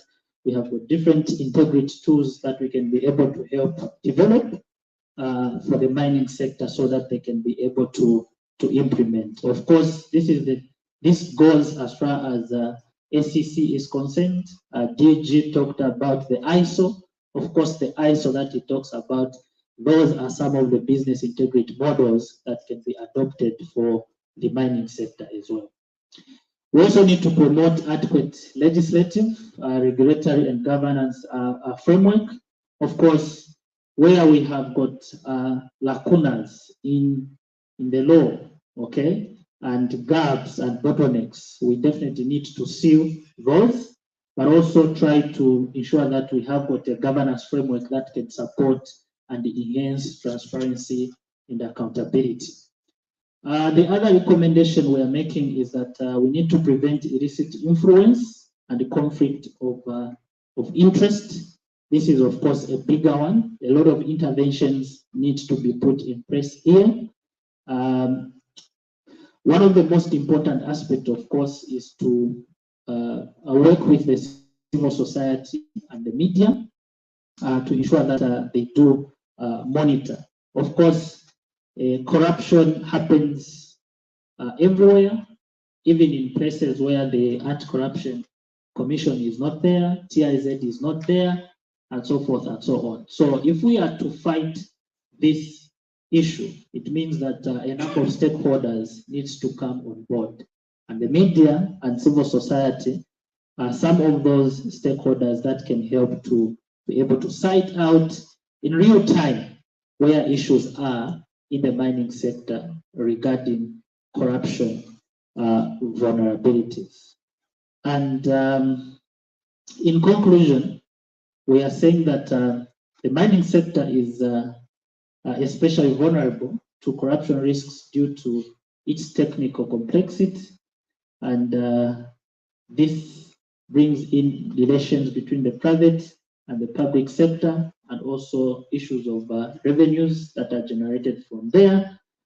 Looking at all these corruption vulnerabilities, we are recommending that, of course, we need an effective risk mitigation strategy or measure that should be put in place. But before we develop this, we need to undertake a proper identification and assessment of where these corruption risks are, so that we can be informed greatly in terms of the strategies, at what levels we need to implement them, and so forth and so on. I think this is my last slide as far as the presentation is concerned. It was a short presentation in that we definitely need to hear more from the gurus that are seated here. Thank you so much.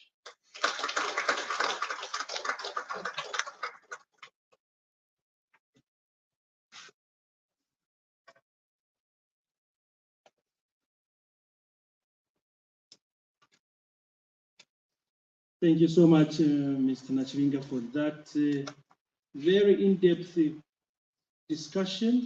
presentation. And I like that it also proposes some interventions or measures that we can quickly start thinking through, especially in the last 2 or so slides. We can try to pick out some of those proposals, and as we go towards the end of this session, of this symposium, we will definitely be looking at the way forward. What are the things that we want to see happen? So let's keep digesting. But before we go to the next presentation, I'm sure some of you have been jotting down some questions to the last 2 presentations, and we did have Mr. Mwinga, who spoke on the extractive industry, and we also had, and now just Mr. Nachivinga, who is present. Do we have any questions from this last presentation? Mr. Mwinga, unfortunately, is not with us, but do we have any questions? We can take 1 or 2. Okay. Can somebody please help me with the microphone? We have a mic there.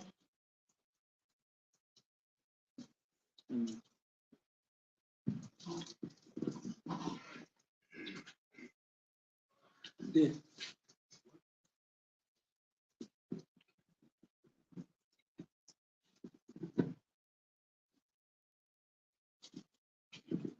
Sorry, Mr. Nachivinga, can I ask you to come here so that you can respond to the question?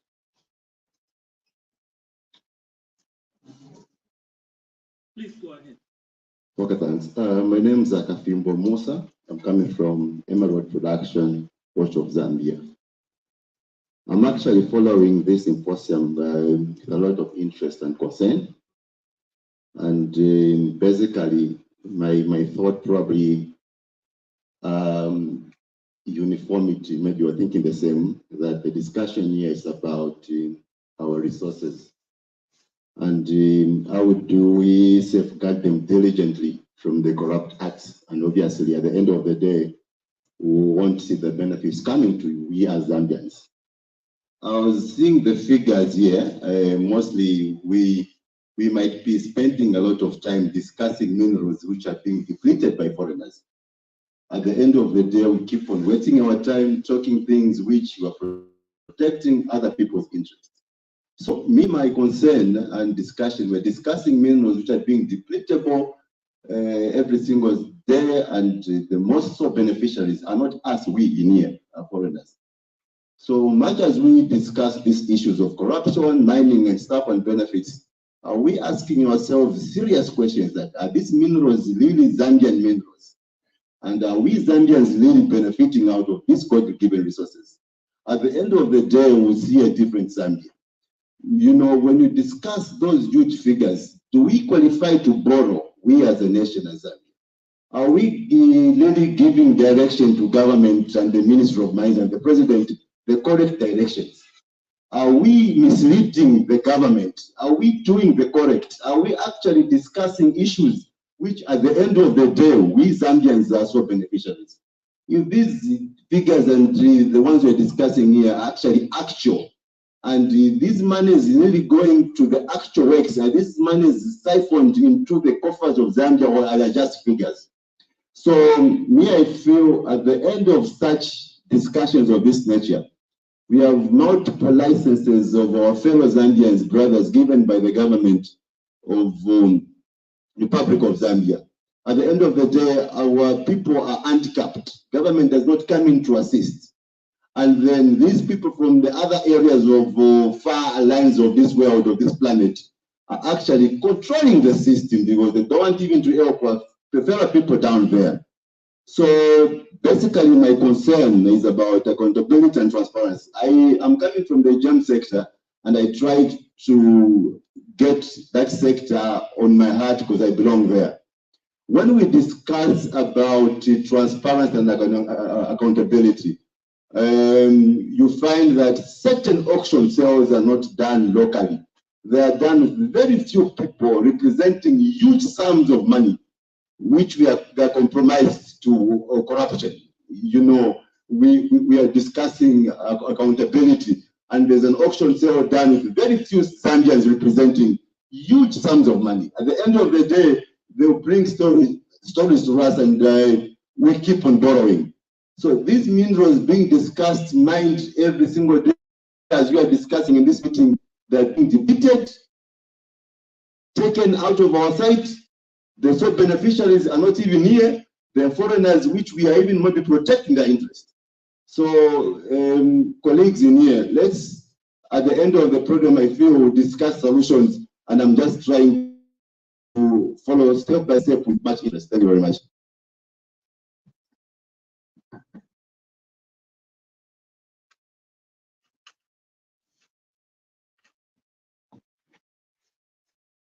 I'll take 3 questions. All right, but the moderator is asking that we be straight to the point because of time. Yeah, there are 2 hands. Good morning, sir. Good morning, thank you. Yeah, I would like to find out from you, as the Transparency International. I believe you do conduct the investigations concerning corruption. Do you face any challenges when dealing with government officials? And if you do, how do you address such issues? Thank you.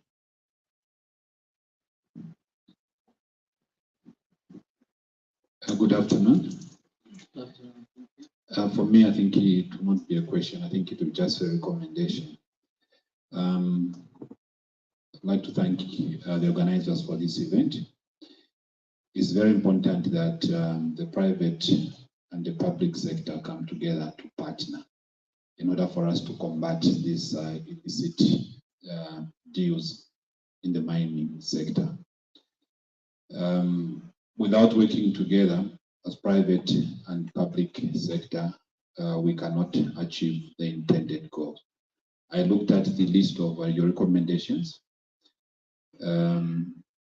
We may have certain laws that are already in existence. I cracked a joke with the Director General where I said, I'm hoping we will not have a talk show today. We need to have something that at the end of this event, it's we need to be action oriented. The next time we are going to have it, what are we going to talk about? Is it the same issue that we discussed 3 months ago? I have faith, and I'm positive about it, and I'm looking forward that we get the best out of it. Thank you. Okay, thanks so much. Maybe just react to these 3 that have been given. Of course, I'm insulated in this room that I have the executive director and also my colleague who is working on the mining. So I will comment on those that are within my pay grade. And those that are above, I will throw them to the executive director. So just reacting to the first gentleman in terms of his lamentations around high levels of corruption vulnerabilities in the gemstone mining industry. Of course, that is noted, but like I did make mention, is that perhaps there is no report that has been given to anti-corruption regarding that. And my recommendation is that when we hear of this, instead of just sitting, I think it's better we report to these institutions so that they can take the brought to book. So in terms of management of natural resources, of course, low developed countries, of course, we have a tendency of selling our minerals to what I would call international cooperation. But as a country, Zambia here, we have seen the negative aspect or the disadvantages of coming out of doing such things. So it's upon us, the citizens, and also us that are into those positions or into that particular sector, to ensure that when we hear of anything which is, of course, taking away our resources for the much needed development, we can report to the necessary institutions. Regarding the second question, I think this one I'll throw it to ED in terms of do we conduct investigations as TIZ and do we face challenges with government officials. But before ED comes in, I'll react to the last one. I think I want to agree with you that this particular symposium be a different one, be a doing symposium and not a theoretical symposium. I think like I indicated to say, for us as Transparency International Zambia, and also for ACC, I know that this is our prime area in terms of private sector engagement in the fight against corruption. So like I did make mention earlier on to say, us as TIZ in our previous strategy, of course, we concentrated on strengthening public institutions, but this time around we have a full-fledged program on how we can be able to engage with different stakeholders. And just to make mention, I think for me, as an officer who is managing that program, of course, I'm very much happy that we have made a breakthrough to engage the mining sector regarding this particular aspect. So I think it's a good starting point for us to be able to further the discussion, sit on a round table, develop some of these tools that we can be able to use to curb corruption in our industry. I'll ask ED to respond on the second question. I don't know where the mic is. Okay.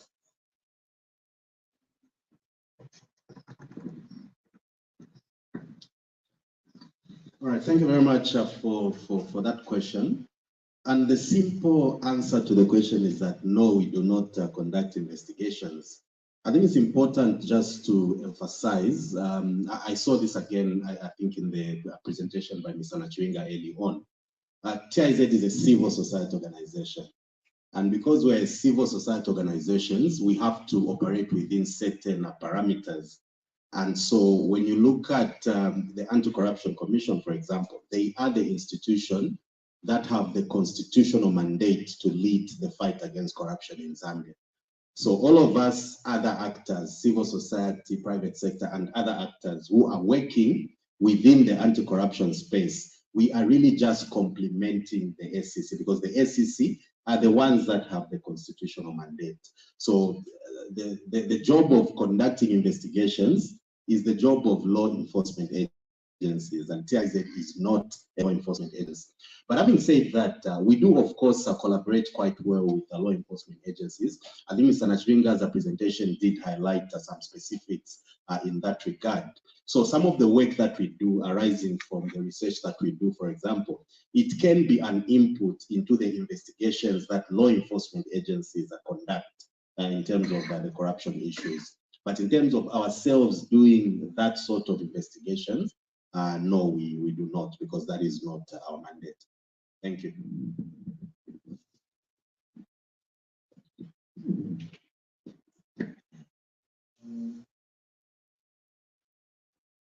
There's one hand there. I don't know the moderator. Okay. It's a short one on the aspect of beneficial ownership. I think it was Mr. Ian Mwinga who did a presentation, and there was this aspect that came out. We notice from the theme, stimulating economic growth by enhancing integrity in the mining sector. Now, Zambians who are involved in the mining sector, doing mining, for example, having mining rights, are beneficial owners of the projects that they are doing, especially regarding that aspect of beneficial ownership. Now, we find that while learning or being guided on how to go about their activities, recently we had these penalties slapped on the mine owners because of certain things they were not doing. Now, we know that the law should be explained clearly to such owners if they are to be beneficial owners of these projects. Now, if we have we have these penalties that are so high. For example, mostly they got 90,000 kwacha for one aspect that they were not working on, and times 3, that was coming to 270,000 kwacha. If they don't pay, their mining rights are at risk.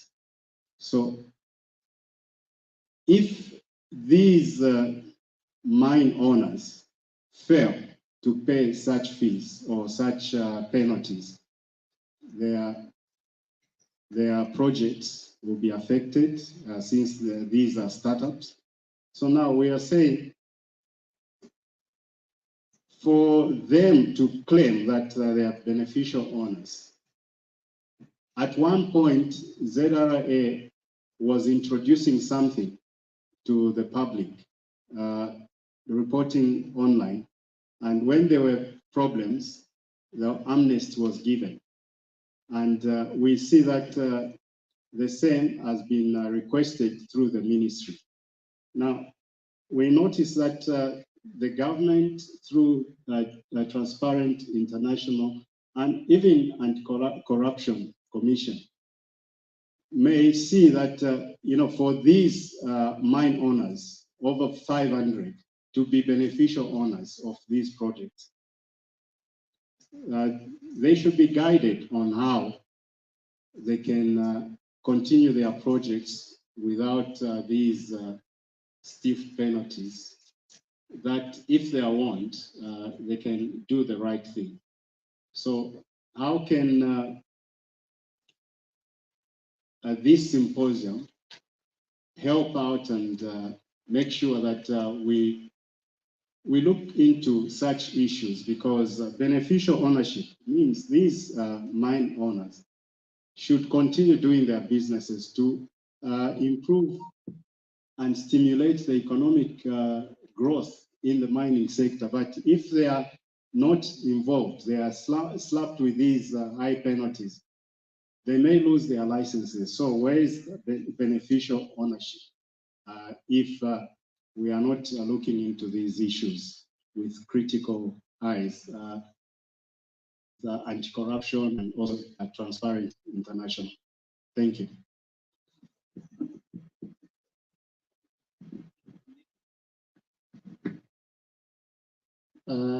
Are we able to get your name and which organization or which mining industry are you representing? I'm representing Gentina Mines. I'm I'm into gemstone mining. I'm a CEO for Argentina Mines. We are doing gemstone mining. I'm also representing Emerald and Semi-Precious Stones Mining Association of Zambia. I'm also here representing the Federation of Small Scale Miners Association of Zambia. My name is Moffat Mukwala. Okay, thank you so much. Of course, you raise important issues around beneficial ownership. Perhaps maybe to just comment is that maybe this being a contemporary issue, there should be some missing gap in terms of communication. So perhaps I think for us, it's an entry point to ensure that I think proper sensitization is done regarding beneficial ownership. But it's key also to ensure that the mining industries do operate within the given legal framework regarding beneficial ownership. One thing that, of course, I would recommend is that why should a mining company wait until they are slapped penalties as not doing what is required? So perhaps for me, it's an issue of guidance in terms of what the mining industry is supposed to do so that they do not reach that level of being slapped that high penalties. I don't know, Tamika, if you want to add. Okay. So I think that is gotten, and because of time, I'll hand over to the moderator. Thank you so much. Thank you so much for those questions and responses. Please, just to liven up, can we just give a round of applause to thank you. Yes, we are struggling with time and we need to just make time for most of what we've planned for today for us. Ladies and gentlemen, our next presentation is coming from Dr. Sixtus Mlenga. He is a mining geologist. Allow me to just give his rich background. I know he doesn't know that I'm going to say these things. But he is a non-executive board director of several international stock exchange listed companies operating in Zambia. He is a former vice president for Anglo-American PLC Konkola Copper Mines, general manager corporate for Albidon Zambia Limited, and group consulting hydrogeologist for Zambia Consolidated Copper Mines. He is a founding member of the Zambia Extractive Industry Transparency Initiative Council. He is a practitioner of sustainable development in the mining industry, and he holds a PhD degree in geology, and this one I don't know, DIC, from the Royal School of Mines, Imperial College of Science, Technology, Medicine, University of London in the UK. He's a chartered engineer, Engineering Council Fellow of the Geology Society of London, and member of the Institution of Mining and Metallurgy in the UK. Registered engineer and member of the Engineering Institution of Zambia. Executive member of the International Mines Water Association.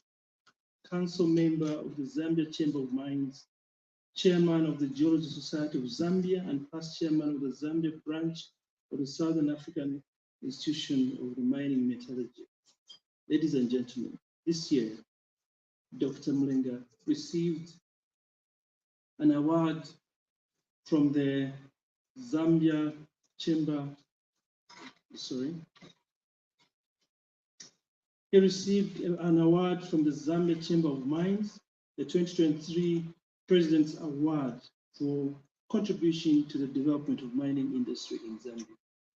A round of applause to Dr. Mlenga.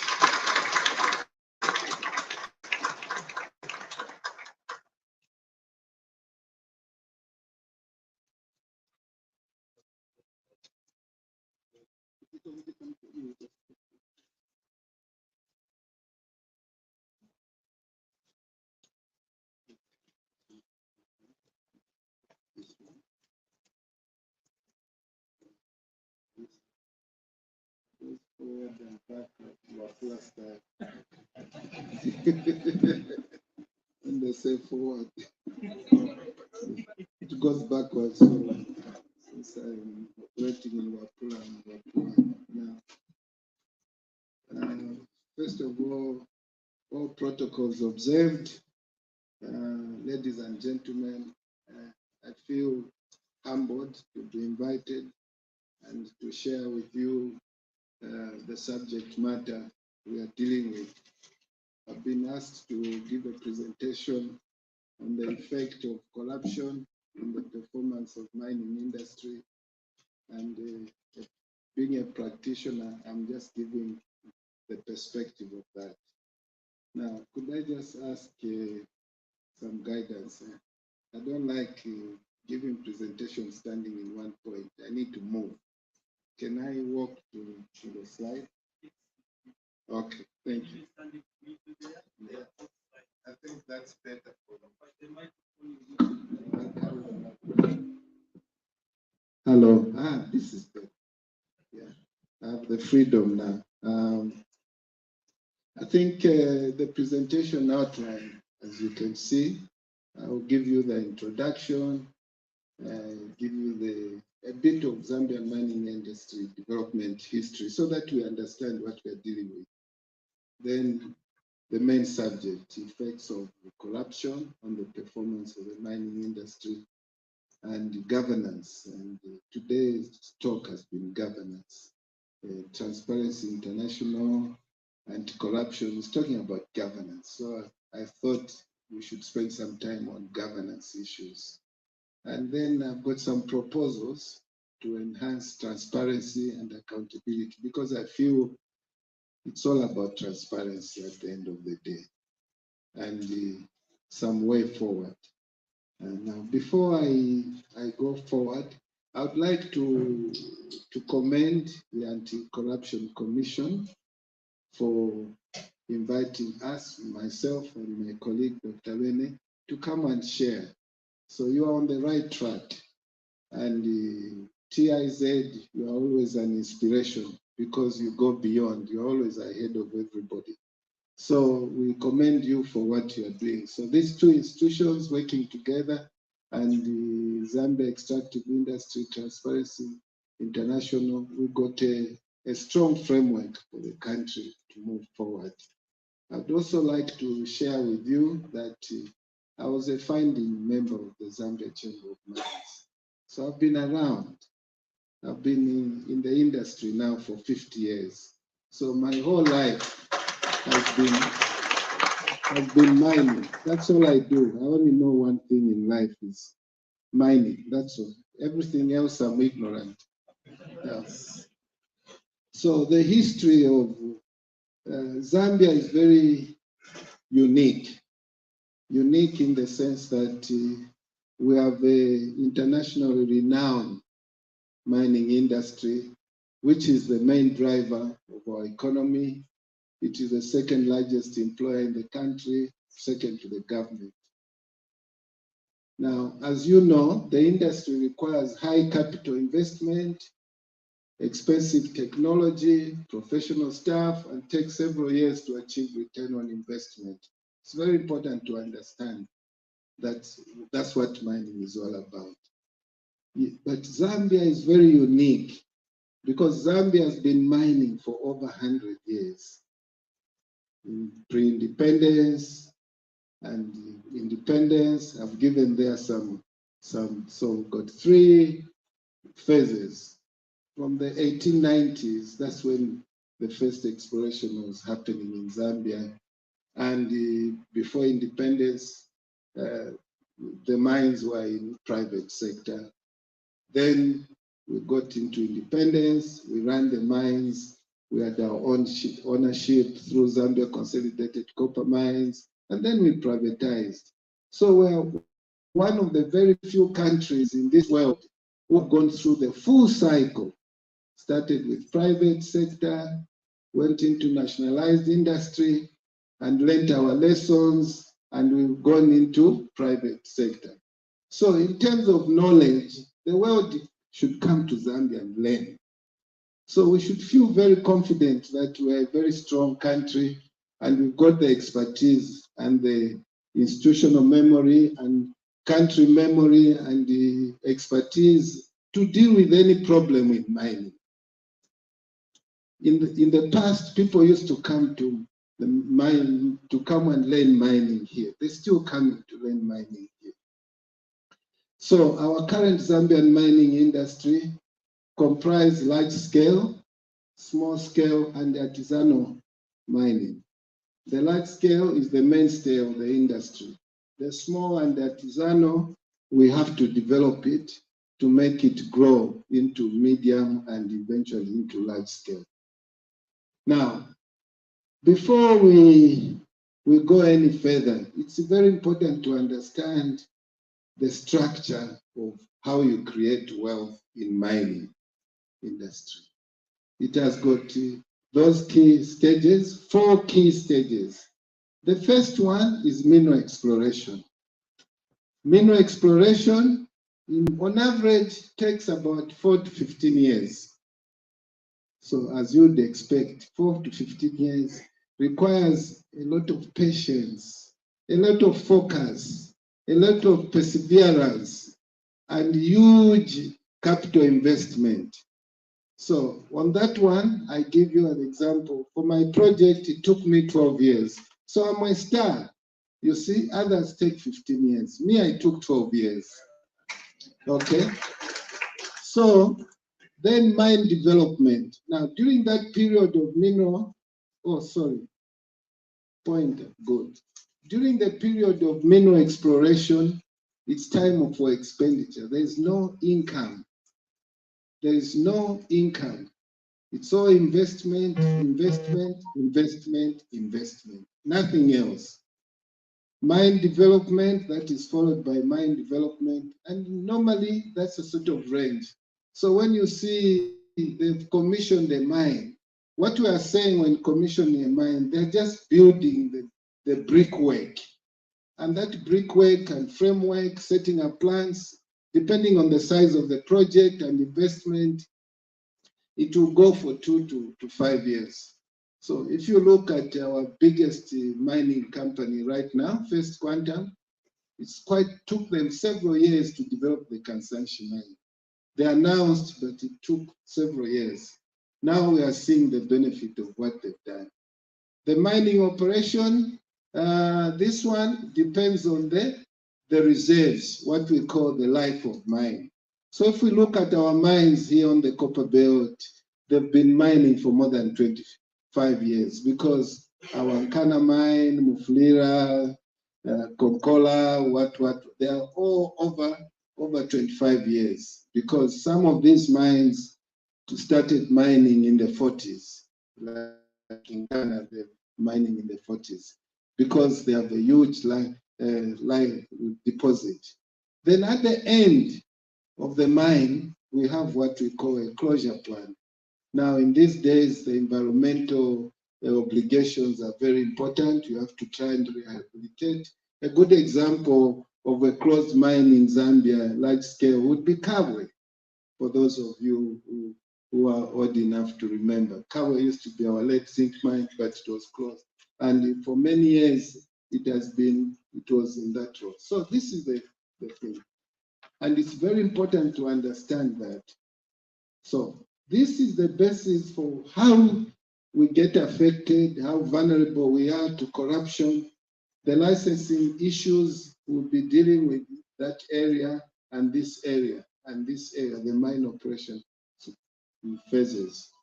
Now, as we all know, corruption is a cancer. So here, I'm quoting Joe Biden, the US president, who says a cancer that eats away at a citizen's faith in democracy, diminishing the instinct for innovation and creativity. Where there's corruption, people don't feel like working. They are obsessed with making deals. That's all. They wake up in the morning, meet at some place, have a chat, how much can we make? And that's how it happens. Very few want to do any work because they can make money the easy way. Now, what are the effects of corruption in the performance of the mining industry? At national level, loss of tax revenue to the government, resulting in negative effect on national economic development. Government can only be as rich as its people. If you have poor people, you are going to end up with a poor government. So, because they are a collector of resources from its people, if these people pay tax, government will have the resources to provide for what government provides. So that is a starting point.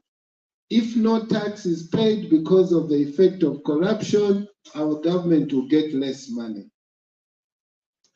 At our level, mining operation level, high cost, it results in high cost of operations, high cost of purchasing services. There was examples on procurement from TIZ, high cost of achieving regulatory compliance, and that's making the country's mines have unnecessary high unit cost of production at global level. To have a successful mine, you have to have a low unit cost of production. That's what it's all about. But because of you pay so much bribes along the way, all that adds up to the bill, all that adds up to the bottom line. So that's how bad this cancer is. It creates an environment in which it takes unnecessarily longer to implement projects, and that's raising the cost of doing business. We've seen a lot of projects around that they never seem to end. Why? Because people have paid the money and the short jobs are being done. Or if they do a job, it has to be repeated. And we have several examples in the country. And for us in mining, it's terrible. If your licensing processes is negatively affected, it will affect the time in which you implement the project. Investors, both local investors and the international investors, you begin to lose sense of security of tenure. You are never sure whether what you have been given is going to be followed, because the corruption affects even that. And overall, the country becomes unattractive to international investors. Because when international investors are looking at where to invest, they check what is the risk there, what's the corruption index, how bad is it to do business there. If they feel, oh no, what? Even the Zambian themselves, they will fear to invest. Some Zambians who are very rich, so they will take their money somewhere to go and hide it somewhere. So overall, we have a negative effect of corruption. But having said that, where should we improve? Because I think that's where the biggest point. First of all, I'd like to commend the AAC. I like your idea of the ISO 37, the business integrity, and I would like you to engage us more. And the reason I'm saying that is that in the mining industry, we are an industry which is used to following procedures. So it's not a new thing for us. We are used to working through procedures, through framework, through guidelines, and so on. And that's why you find we run our operations, we have safety standards, ISO something, environmental standards, international standards, and the quality assurance standards. We have all those standards. So what would be extremely useful and very productive is for anti-corruption to come to us and mines and form a working relationship on that ISO 37, so that it becomes a standard in Zambia that mines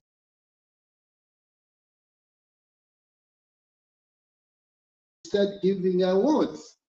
certified a company that this is a non-corrupt company, so that the company does not give bribes to get services. So on that one, I think it would be highly welcome.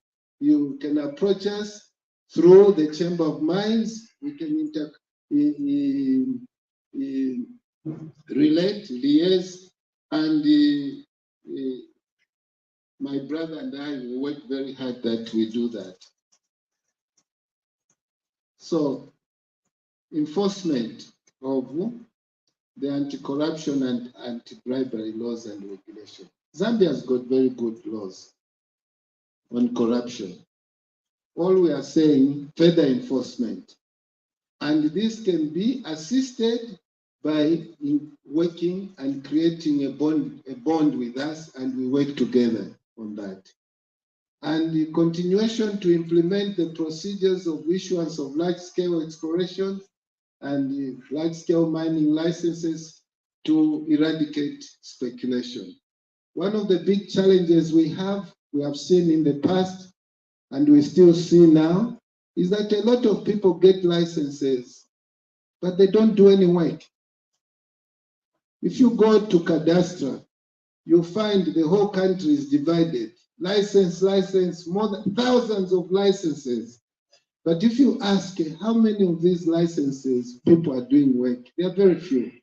And the reason is that the criteria that we use needs to be improved.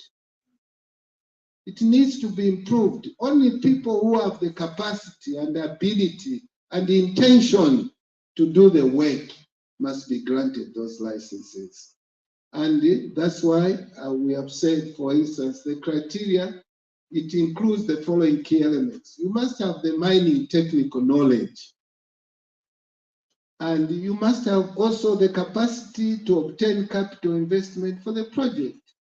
If you don't have those two, we wonder why should you be given a license? Because what are you going to do?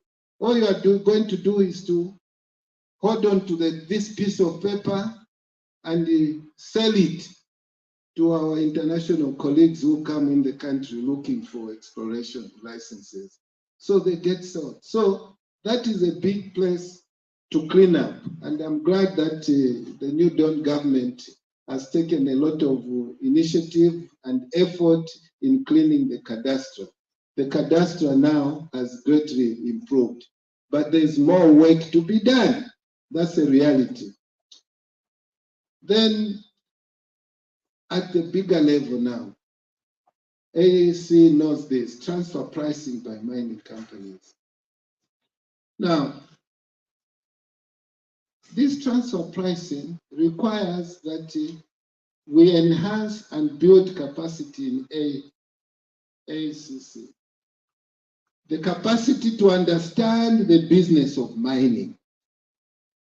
So some of us are prepared to come and sit with you and share our knowledge of understanding the business of mining. It's very different from the business of farming or the business of trading.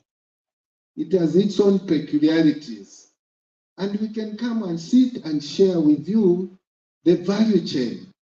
Once you understand the value chain, then it will be very easy for you to pick on this transfer pricing by mining companies.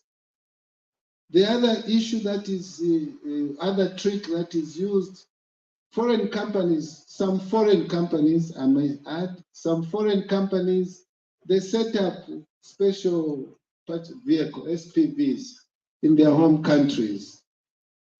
And they use those companies to become suppliers and consultants. So money goes out of the country. It goes out in a different routes. It never comes back. There are companies that produce a product halfway, but that product is under the pretext of value addition, but that product, the revenue doesn't come back to Zambia. We need to sit down and follow those value addition, because the whole idea of value addition is to maximize benefits to the Zambian economy. Now, if there's no maximizing of benefit to Zambian economy. Why are we giving those incentives? So we need to check that. Continue to build capacity. We feel it's very important to build capacity in both Ministry of Mines and Minerals Development and the Zambia Revenue Authority to audit production, exports, and tax paid. I must add, great improvement has been done on this. And the example I'm given is this MOSES acronym we call MOSES. You heard the Zambia Revenue Authority people talk about that. I would like also to share with you that I was part of the team that created the creation of MOSES for Zambia, because we felt that we needed to know what we own, what we produce, and what we sell in terms of minerals. And that program is working very well. It needs further enhancement. The small scale and the artisanal miners must be developed so that the cooperatives that are being formed should achieve the intended goal of capacity building and growth. The challenge that we have with our small scale mining is that the capital required for most of them is beyond reach. And therefore, we have to be smart. How do we create a framework in which our people grow and earn a living? And the way to do that is like what we are seeing. The government is encouraging formation of cooperatives or getting together, or consortium, whatever term is used. And through that, we believe that we can create a mechanism that if they are selling a mineral that needs to be aggregated, they can be aggregated so that they are assured of a market, they are assured of technical know-how, input and guidance, and through that, some of them will grow into bigger entities in future. No country has survived and lived without having small-scale mining. Everywhere in the world, it's there. All we need to do is support it in a manner that they become independent and grow. And the last one I have here is transparency and accountability. And what do we mean by transparency and accountability? There's a philosophy to it on transparency and accountability. And it starts with this. Natural resources are the birthright of the host nation citizens. So for us in Zambia, the minerals that God endowed our country with belong to the people of Zambia. That's a starting point. Meaning that mining companies and the government are effectively co-custodians of the people's resources. So the minerals belong to the people of Zambia. The government of Zambia is a custodian for the people of Zambia. So when a mining company comes, it's getting permission to extract. So they should both therefore be accountable to the people by adopting transparency, making public all information about natural resource production, revenue, and taxation. The good thing for us in Zambia, we have this. We have Zambia Extractive in Transparency International. And that we are doing well. Licensed miners, small or large, should merely be custodians who act as service providers to optimize the proceeds and benefits from the natural resource. If they provide that service well, they get paid well. We should pursue models which make the most of the available natural resource, optimize the funds realized for a country's natural resources, and see the greatest quantum and proportion of those funds repatriated and remaining in the host country. So when we look at those export figures, the question we have to ask ourselves, how much of that money, of that export figure, stays in Zambia or comes back to Zambia? That's the question we should ask ourselves. Because our development is going to be driven by what we get from God-given natural resource endowment, working hand in hand with our colleagues, our international investors.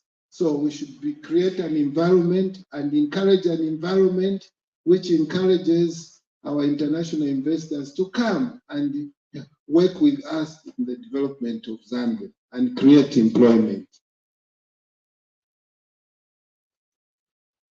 We heard this morning a clip from EITI, and I had put this to also further enhance that extractive industry transparency for us in mining companies means consolidate and promote partnership with all key stakeholders, promote a more transparent business environment which improves governance, reduces corruption, and help to create a culture of accountability in conformity with international best practices.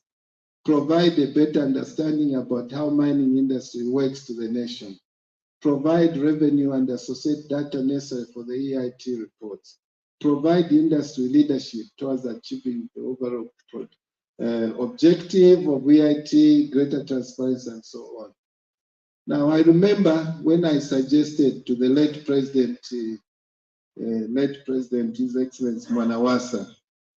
At that time, I was an advisor and consultant to the World Bank on extractive industry.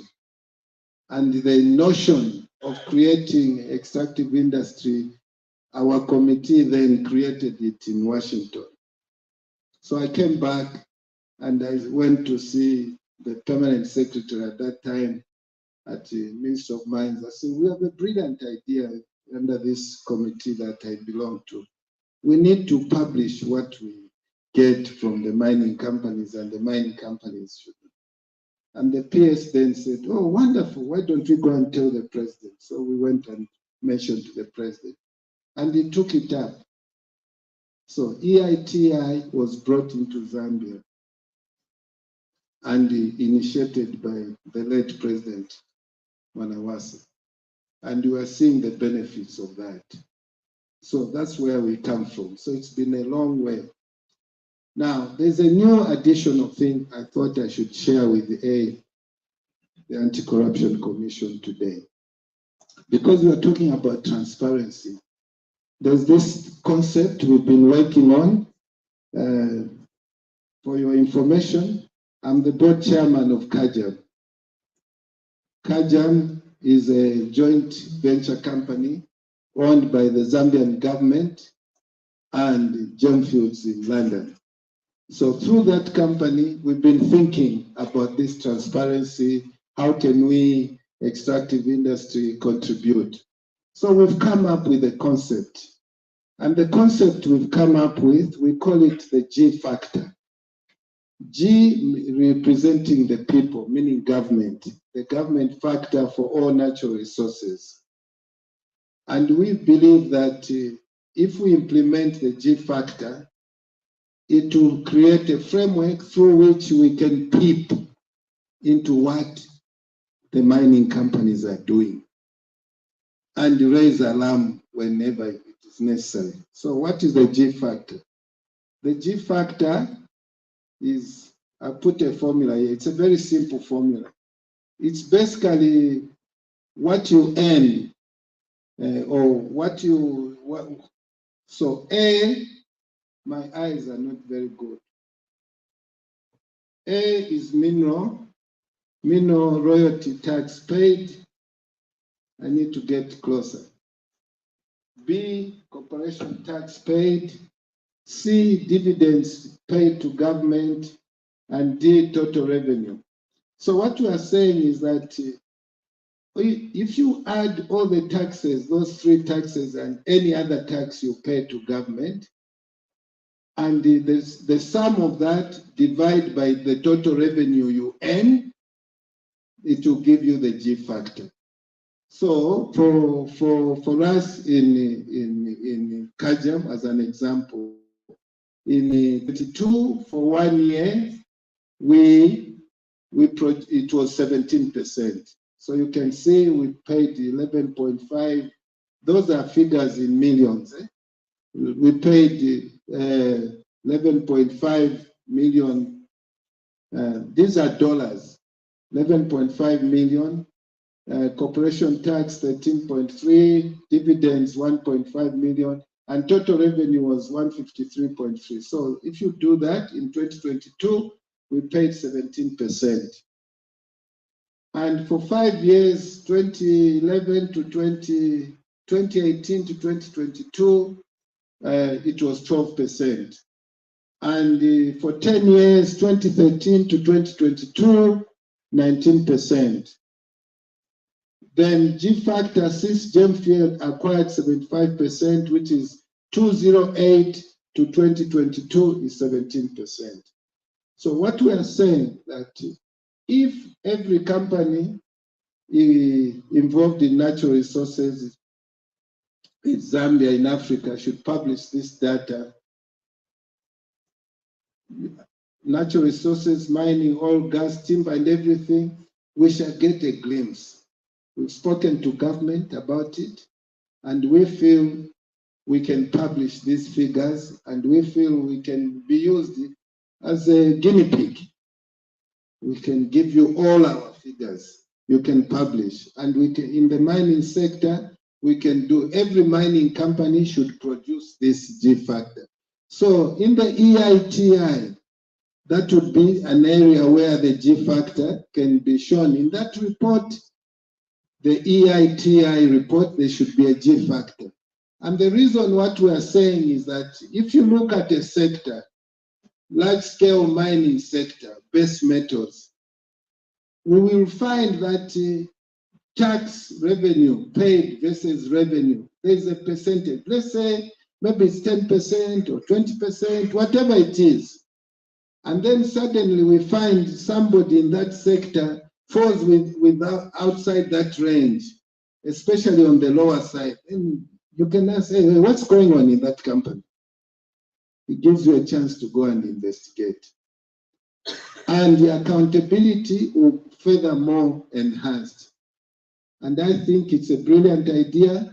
We can work together with the ACC on this, ZEITI, and the associated institutions like ZRI and so on, so that we have public reports. Mining reports, production and all that should become public, and they are public. But we can enhance them so that we are able to get data out of them that is useful. So in summary, ladies and gentlemen, we are saying corruption keeps citizens in poverty. We don't want corruption. Transparency is the best antidote. Therefore, publish everything. There's nothing to hide. And I was very happy when the Director General of Anti-Corruption says, we are not stopping you from making money. You can make as much money as you want. Just make it correctly and pay what is due to the government of the Republic of Zambia. So there's nothing to hide. If you make your money, it will show that you made your money sincerely and truthfully. Sorry, technology. Then the rest will likely take care of itself.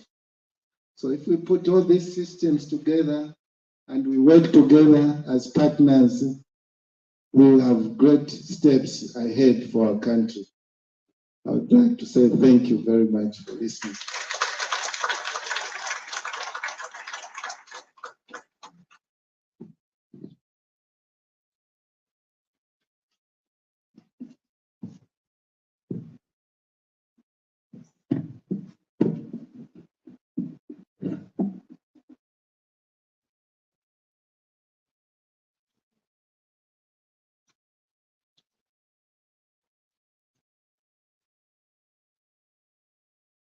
Ladies and gentlemen, I think that upload wasn't loud enough. I think we probably need to have a standing ovation to Dr. Sixtus Mlenga for that very, very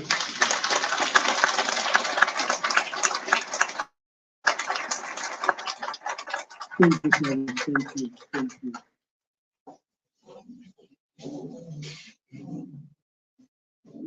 We have so far gotten a lot of insights. We've gotten a lot of recommendations, proposals on what we do. We are almost there. The time is 13:24. And with your indulgence, I would request that we go to the last presentation, and thereafter we'll break for lunch and come back for a decision of what we should do based on the information we have received and based on the information that we have of what we should do. Is that okay? Any proposals? Or should we break now and then come back later? I think it's very short, so we can have. The presentation is short. Yes.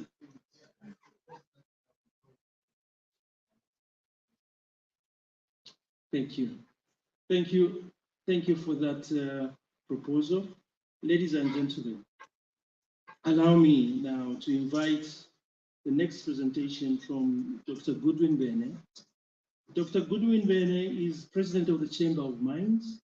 He's also country manager of First Quantum Minerals, has served as permanent secretary at the Ministry of Mines, an experienced metallurgist with over 35 years in the industry. He comes with him a rich background, just like Dr. Sixtus Mlenga, on the mining industry in Zambia. And he's making a presentation on the effects of regulatory framework and enforcement mechanism in determining corruption in the mining industry. What better presentation can come from a former permanent secretary? Shall we put our hands together? Thank you.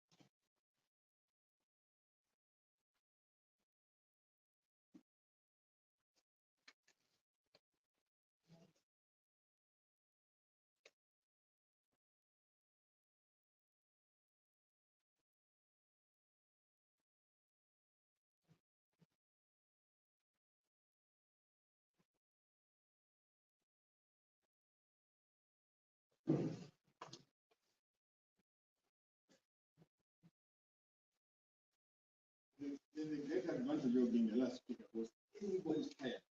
So you can speak short and go. I also like to do what my brother did. I also can't stand in one place, like move around. But I promise that this is very short. And the reason why it's short, I actually thought it would be short because I looked at the program and thought everybody would say what I would have said. Okay, which is absolutely right. The subject of effectiveness of the regulatory framework and enforcement mechanism is like I stand here to do a case study. It doesn't actually work like that. So I'm not going to give a case study. From what has been said and crowned by Dr. Mlenga, I think let's do something else as we come to the end of the day. I think let's turn the camera on ACC, and let's do a selfie on ACC and see where we sit when we do that. And consequently, at the end of it, see where we tap synergies. I'll be concluding similar to what my brother just said. What can we do together? At the end of the day, what can we do together? I also echo the same sentiments that Dr. Mulenga, that to be honest with you, this is a very refreshing workshop or symposium. And I said earlier on that one thing that has happened that the ACC and the TIZ have stolen our thunder, my thunder, because initially we've been wanting to find an occasion when we could get ACC and people that know these things actually to sit with us in the industry and perhaps take our people through the issues or the cancer of corruption, so that we arm our people, so that when a predator comes, and I use that word deliberately, when somebody who comes to prey on our people, especially those, and I know how it is to be preyed on. I know. I did experience it as a peer, so I'm not talking from without. I know how it is when somebody comes to prey on you because they want something. So if we can do that to arm our people industry at all levels, especially the front desk people, then we'll have done out of good for ourselves. So the effectiveness of the law, are we able to get our people in the industry? And here I'll be just confining myself to the industry, which is inclusive of the Ministry of Mines, because we in the industry cannot exist without the Ministry of Mines. Neither, well, they can exist, but us and the Ministry of Mines are one people. The Ministry of Mines and the industry are one people. So are we able to get to a point where we can say, I will not corrupt, okay? I will not entertain being corrupted. I think for me, that's the first real task, to get people to come to it. I think we talked about cases where it was in Japan, where it's like a culture thing. You should be able to say, this is not me. It is not how we do things here. Thank you very much. How can we able to get it? So I will not entertain being corrupted because it is against the law. The anti-corruption mindset. DG, sir, we need some help. Serious help to get into the anti-corruption mindset. Enforcement, intolerance to corruption determines the gravity of enforcement. Intolerance. If we are in a position where you can say Zambia is intolerant to this, like it is with drugs in some parts of Asia. Intolerant, doesn't matter who you are. If they find drugs on you, that's it. You hang. So are we able to come to a point where we can really plainly say we are intolerant? So corruption and corrupt practices exist in the mining industry. This we must honor. And I kept on saying, when the DG was talking, he kept on looking at me. I said, yeah, actually, yes. He kept looking at me and said, yes. My friends, corruption and corrupt practices do exist in the mining industry. And I think it's foolish to deny it. I think to deny that will be to accept that one is corrupt. Okay, so let's just face facts. It has been there forever. And a friend of mine yesterday gave me a brief history of corruption in Zambia, how it started with one person doing bad things with some government people many years ago. And that opened the door to this. But yes, it does exist. How do I push forward? Does it work? Or backward? This is serious. So the thickness of the law is best looked at the challenges in enforcing it. And as we have said earlier on, the law is appropriately enacted, so we cannot quarrel. But we are a country of laws, and I'm glad that if we are wrong in presenting it, we can be corrected by the custodians of this law. So we are properly enacted. But my friends, is there autonomy in the ACC? Because it says, subject to the Constitution, the Commission shall not, I like this, in the performance of its function, be subject to direction or control of any other person or authority. I believe if I was in your shoes, that would be very challenging, but that's how it is.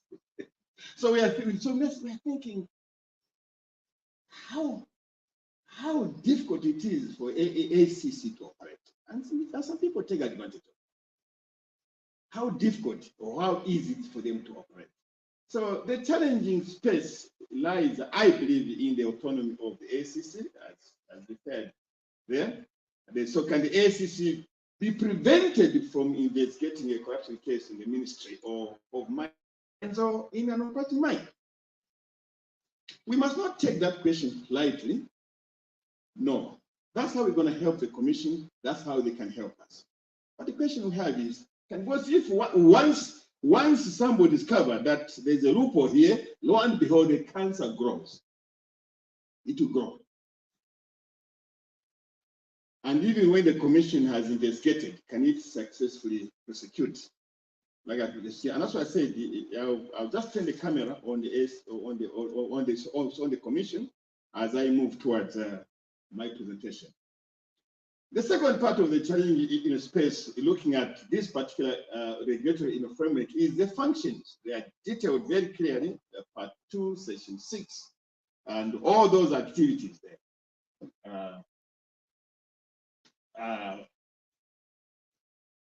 Point out to what difficult perhaps the Commission can have. It's a challenge in space. Now here, the definition of corruption, I think we have had a definition here and there, but if I get you involved here, under the Act, there is the soliciting and the accepting. So if you take these two, where is it? If you take these two arrows there, which one would you put here between this one and that one? Can I be able to see? The double-edged one or the single one? The soliciting and the accepting, which arrow do we put there? The double one. Okay. The attempting and the tempted, which arrow do we put? The double one. The inducement and the recipient, which one do we put? Again, the double one. The abuser and the abused, which one do we put? So you see, it's a two-way thing. I once told somebody in my office, quite angry at 6 a.m. in 2009. I said to this person, the corruptor and the corruptee, they both go to jail. And I'm not going to jail. You see, thank you for sitting here, but I wonder how many of you actually have had a face-to-face, a face-up with corruption? With corruption. How many of you here have had a face-up with corruption? Thank you, ma'am. Anybody else who has had a face-up with the corruption? Thank you, sir. We are natural. So those of you friends, those of you who have had a solicitor, what have I done? Okay, sorry. Those of you who have had the misfortune of getting a predator in your office, that's what I call it. Many years ago, I sat in Canada as manager metallurgy here. Many years ago. I went through this kind of thing. When I get a phone call from Lusaka, and somebody might want to listen. I don't listen. You know, this is honorable so. That contract that's running, why are you giving it to those people? I said, which contract? I said, which contract? I don't know the owner, but he know him. But see that contract. So you see, it is what Dr. Mego was saying about any owner, how sickening this whole business is. How am I sitting minding my own business? Somebody knows my business, but from a different angle. So if we are going to work effectively with the commission, we the people need to know where we put error is. The solicitor, the tempter, the inducer, the abuser. And I want to use this term absolutely deliberate. Because I think if you rend yourself to being abused by somebody who is knocking at your door, it's not good. Okay, so we agree. It's a two-way. Once you open your door, it's very difficult. If you close it immediately, it's easier for you. And then you can protect your organization. Let's carry forward. Time is going. The challenge is, I'm being noted here. Prosecution, and I said earlier on, and I'm using my own experience, whether I was in Ghana here or briefly in government. The story is, the issue is here. The person you are opening your door to and yourself are both committing a crime. The person you are entertaining and you be both, so both of them commit a crime. But I think for ACC, for the commission, perhaps that's one of the challenging spaces. That's where they agree. So how well the law is dealing with the corruption practitioners. And I say this, corruption, there are people who practice corruption. I like what Dr. Man said earlier on there. Instead of being creative, they think about deals. What is how you practice corruption? My personal criticism of fellow professionals in this country today that we are not creative. We don't have a creative knack anymore. We take an easy way out. Want to make money, don't work. This money is staying in the bush for how many years, my brother? How many years? 14 years in the bush. The rest of us know that's not something that we must do. And I don't know whether they're going to make money at the end of it. Okay? So, I think we must first know them. In the money industry, let's be plain about this, and this is quite liberal. In the money industry, it is the supplier and contractors who create corruption when they become desperate for business opportunity and prey on key obstacles. Is there anybody who can argue against that here? You are quiet. It means you don't agree with me, but there it is. There must be somebody who comes knocking at your door. Who? If your employee won't do it, if your manager won't do it, who is going to do that? Who? Who am I going to be worrying about? Let's face it. We are at a symposium. We have got our colleagues.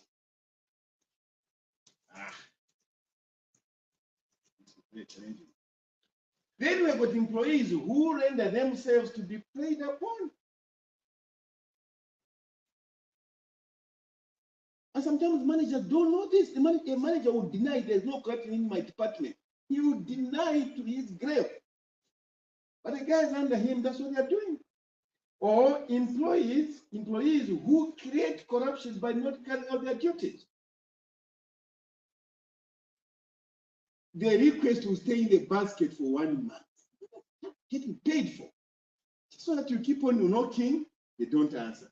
You knock, they don't answer. Then the next time you start offering something, they start smiling. But they won't answer. You offer again until something is big enough, you see them smiling.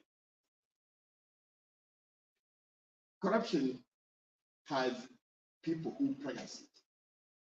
And perhaps we can accuse people.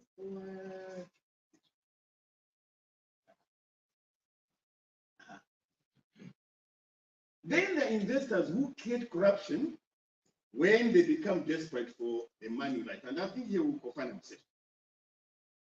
This is the problem we have had for in the cadastre forever. This one. And I'll have to be challenged. I want someone to challenge me on this one. Challenge me if you can. Workers who promote corruption when the offer of a bribe outweighs the risk. Okay, by saying that the risk of being found out is low, the opportunity to become inside, they won't find it. They won't know. And by the way, it's true that in industry, the managers sometimes never ever find out. You see little boys and many little boys building houses after houses. These are juniors. Where down there? The boss earns more money than them. But they got a street full of houses, a garage full of cars. They go on holiday every year. But the boss just thinks it's something else. he can't prove that these boys are corrupt. So if I'm not take this symposium seriously, we need to be bold and say it is so. Workers who think because the risk is low, I see an opportunity to be corrupted. When they think that the risk of successful prosecution, sir, is low, because someone is the DG wants, the commissioner wants to prosecute. Somehow we have got a political angle. Somehow we have got a family angle. Somehow we are protected. When they think the prosecution is low, the opportunity is high for them to be corrupt. How about those who aid and abet? Those who make it impossible to prosecute the obvious case because they know loopholes of this law. We suffer. In the mining industry, we suffer here big time. We suffer as managers here. We suffer when managers in industry fail to supervise their own codes of ethics. So we are just admitting. So when you look at me and say, but hasn't seen my presentation yet. You're just admitting stuff here. And you who are in, if you who are in industry here with me, I'd like to see what to make of this. Where managers fail to supervise their own code of ethics. Okay? How about those who use proxies?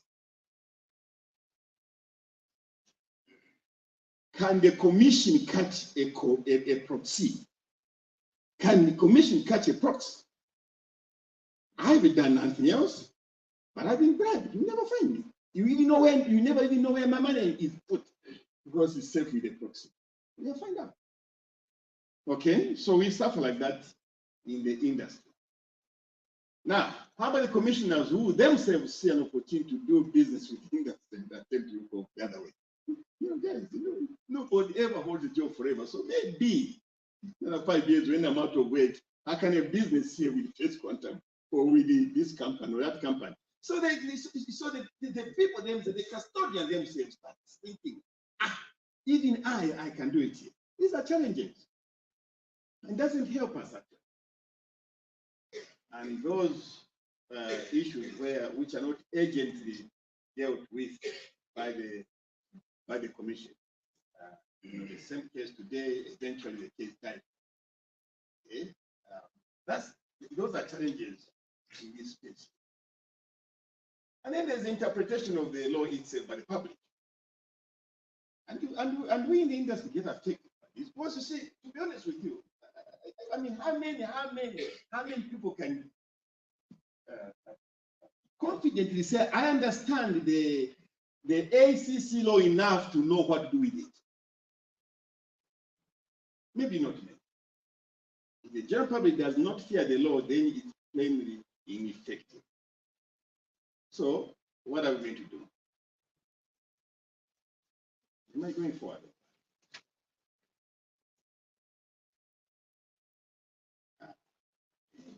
I'll soon finish. Okay. So, what do we do with corruption? Sign up to the code of ethics. We have code of ethics in industry, very strong, and I sign up with you as manager. So my manager, we sign up. We have code of ethics. But it's not adequate if the predator is targeting lower ranking employees. That means I have signed up, but the door remains open down there. It's not adequate. So we need specific training for frontline managers. And that's where, as I conclude, I wanted to jump on the one. I think this is my last slide. Dr. Mlenga mentioned something that we can build on the GFAN, because it does run. I've never heard of that, but anything that helps us. But for us, it's this sum that we need very urgently as an industry to be able to equip our people and ourselves to know what to do when a predator beats us. It's very important. I'm not worrying about anybody outside. That I think the first target should be our own people, our own workers, ourselves and our own workers. We need to be equipped so that perhaps we can help with effectively carrying out the work of ACC. As I stand now, I don't know one case in my own organization that has been successful. I'm sure you can help me there. I don't know one case. But then I don't for these cases. I don't remember many cases that have said, okay, this fellow is from mining company A and they're in jail because they are corrupt. I'm sure the cases are there, but they're not common cases. And I think for us to be assisted by the commission, it is this. So we would be looking forward through the chamber and certainly through our own organization to see how quickly we can get together with the commission and run specific training sessions, because there's a specific need to get our people to sit up. If they can understand that before you get corrupted, think of what it means to yourself and to your family and to your future, and that it will happen that you will go to jail, that you lose your career, that you lose something, you lose your credibility, and it will happen. If we can get people to understand that it will happen, not if we catch you, when we catch you. The if is to leave the door open. We will catch you. And when we catch you, we will deal with you effectively. This is where one. That's the last. So, friends, this is what I put up together in the course. Because I thought to myself, I'm not going to do a case study, but I will reach out to see how we can work together with the commission. If we can understand their way, if we can understand how difficult their workspace is, I think that's important for us. Because I think we take lightly of somebody who comes thinking you come to police us, but we know how to be policed and we can get away with it. Okay, so I'm looking for an area where we can sign up with the commission here and really get our people to understand fully, not in theory, not in wish, but fully understand that corruption has an impact on their person. It will impact their person. And extend that while we're at it with our people in the Ministry of Mines. It's a two people to that. The people in our industry, whether it's Space Quantum, whether it's Barrett or Cobalt or whoever it is, but it's our people together with our colleagues in the Ministry of Mines. If this happens, it will impact on you. I want to sit down and say this area where we need help. But we do appreciate the difficulty that the commission might have and in carrying this work, but we are here. And if we can ourselves help, they need to make it easier for them to work, and I'm sure the law can be carried out effectively.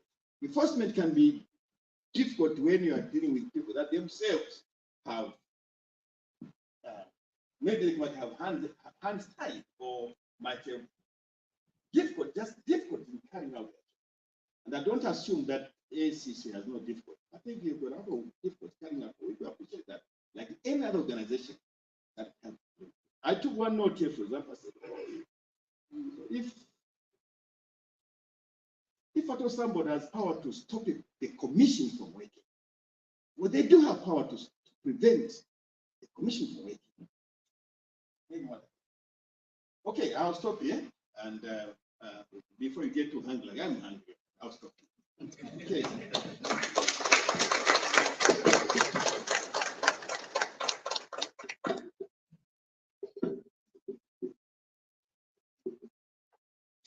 Thank you so much. Thank you so much, Dr. Rene, for that insightful interrogation of the Anti-Corruption Commission legislation and to try and see where the difficulty is the law adequate and so on, and to challenge all of us to see how best we can fight corruption.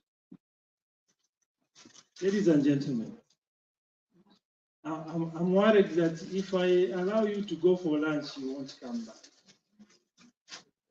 That is my big one, and my colleague there agrees with me. Can we be upstanding, please, just for 1 minute? Can we be upstanding, please, for 1 minute? Can we just quickly just stretch our hands, stretch a bit, because we are going into the final session of why we really are here to agree on the way forward, and then how best we can address corruption. I know some of us have iron backbones and metals. Please try to touch your foot, stretch out, try to touch your foot down there, stretch a bit. On the sides as well, just stretch on the sides. Yeah, just lift your hands. You know, blood has to flow to allow for us to keep on thinking for the solutions.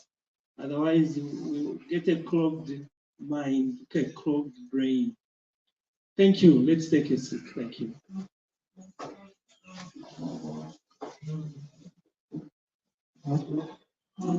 Ladies and gentlemen, we have had a long, short but long day. And I think it's a subject under interrogation that we're looking at, which is really intense.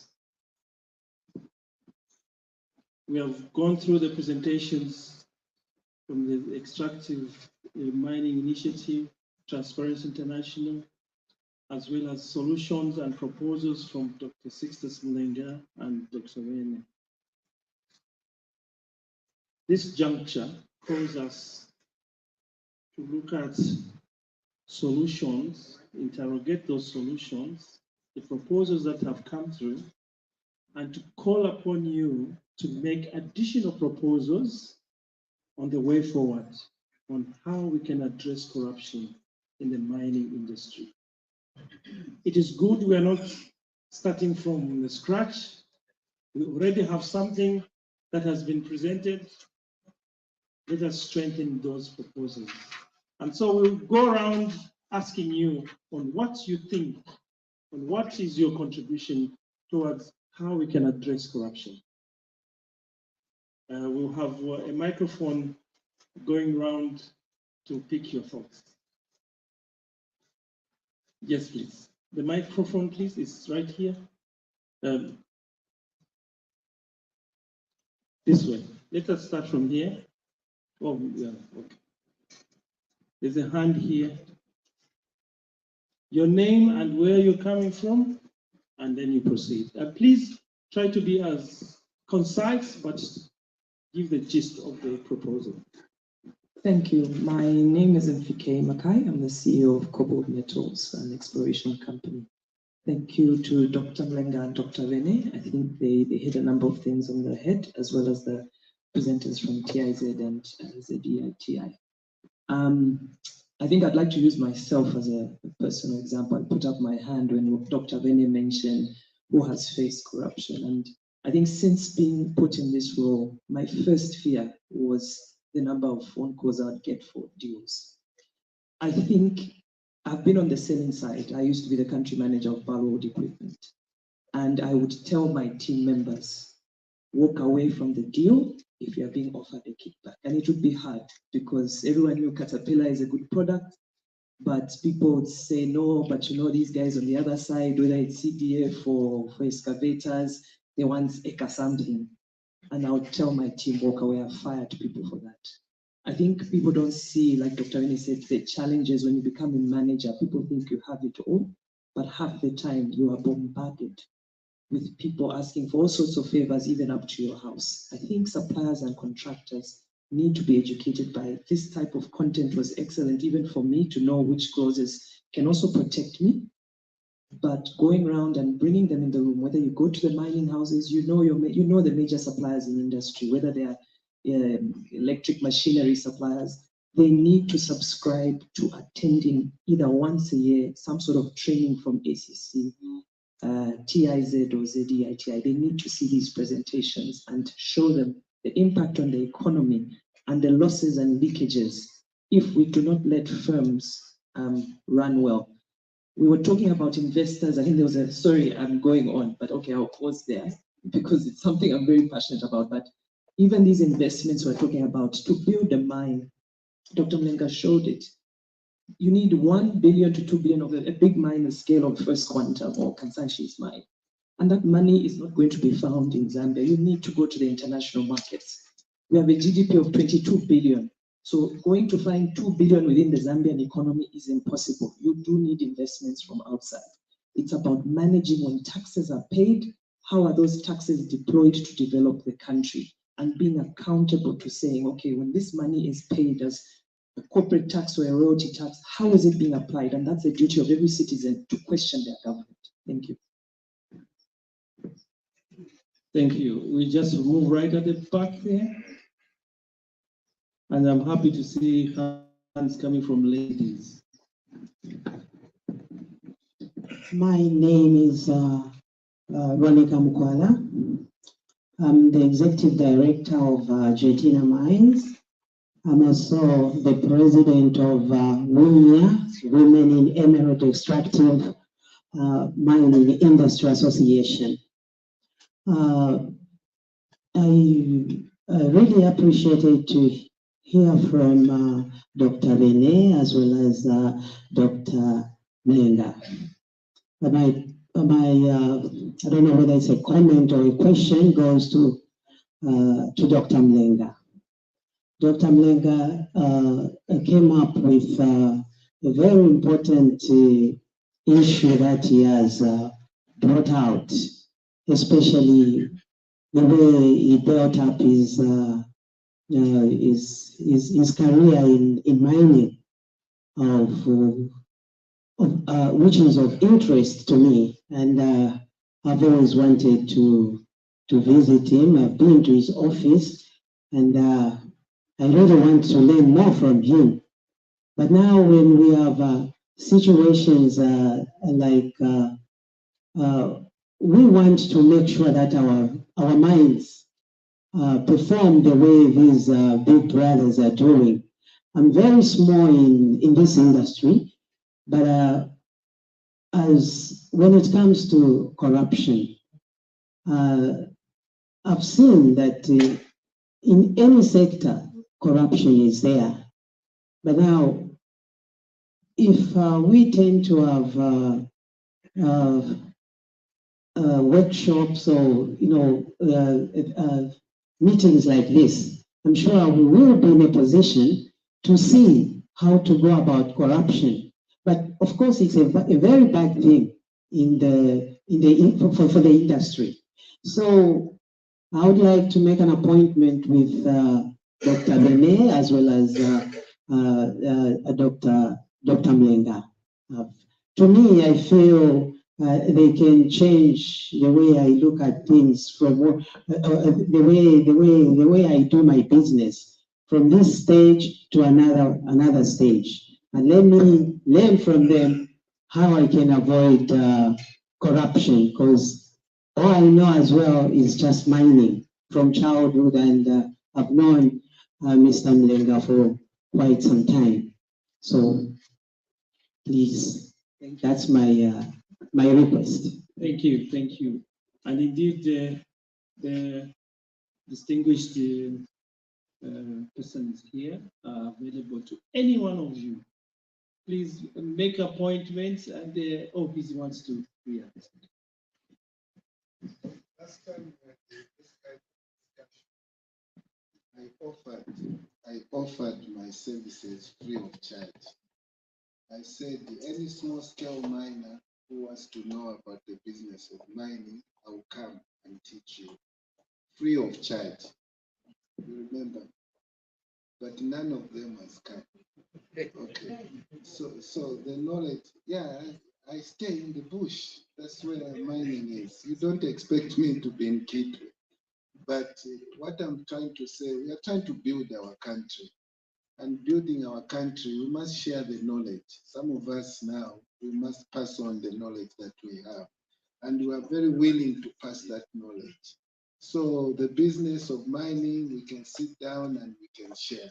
That's why I also shared with the ACC that we can have sessions where we can talk about the business of mining.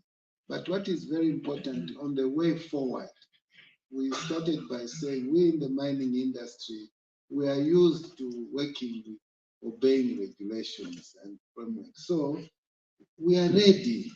All we have to do is bond with you and work on this ISO. I like your ISO because mining companies would jump on that and implement it.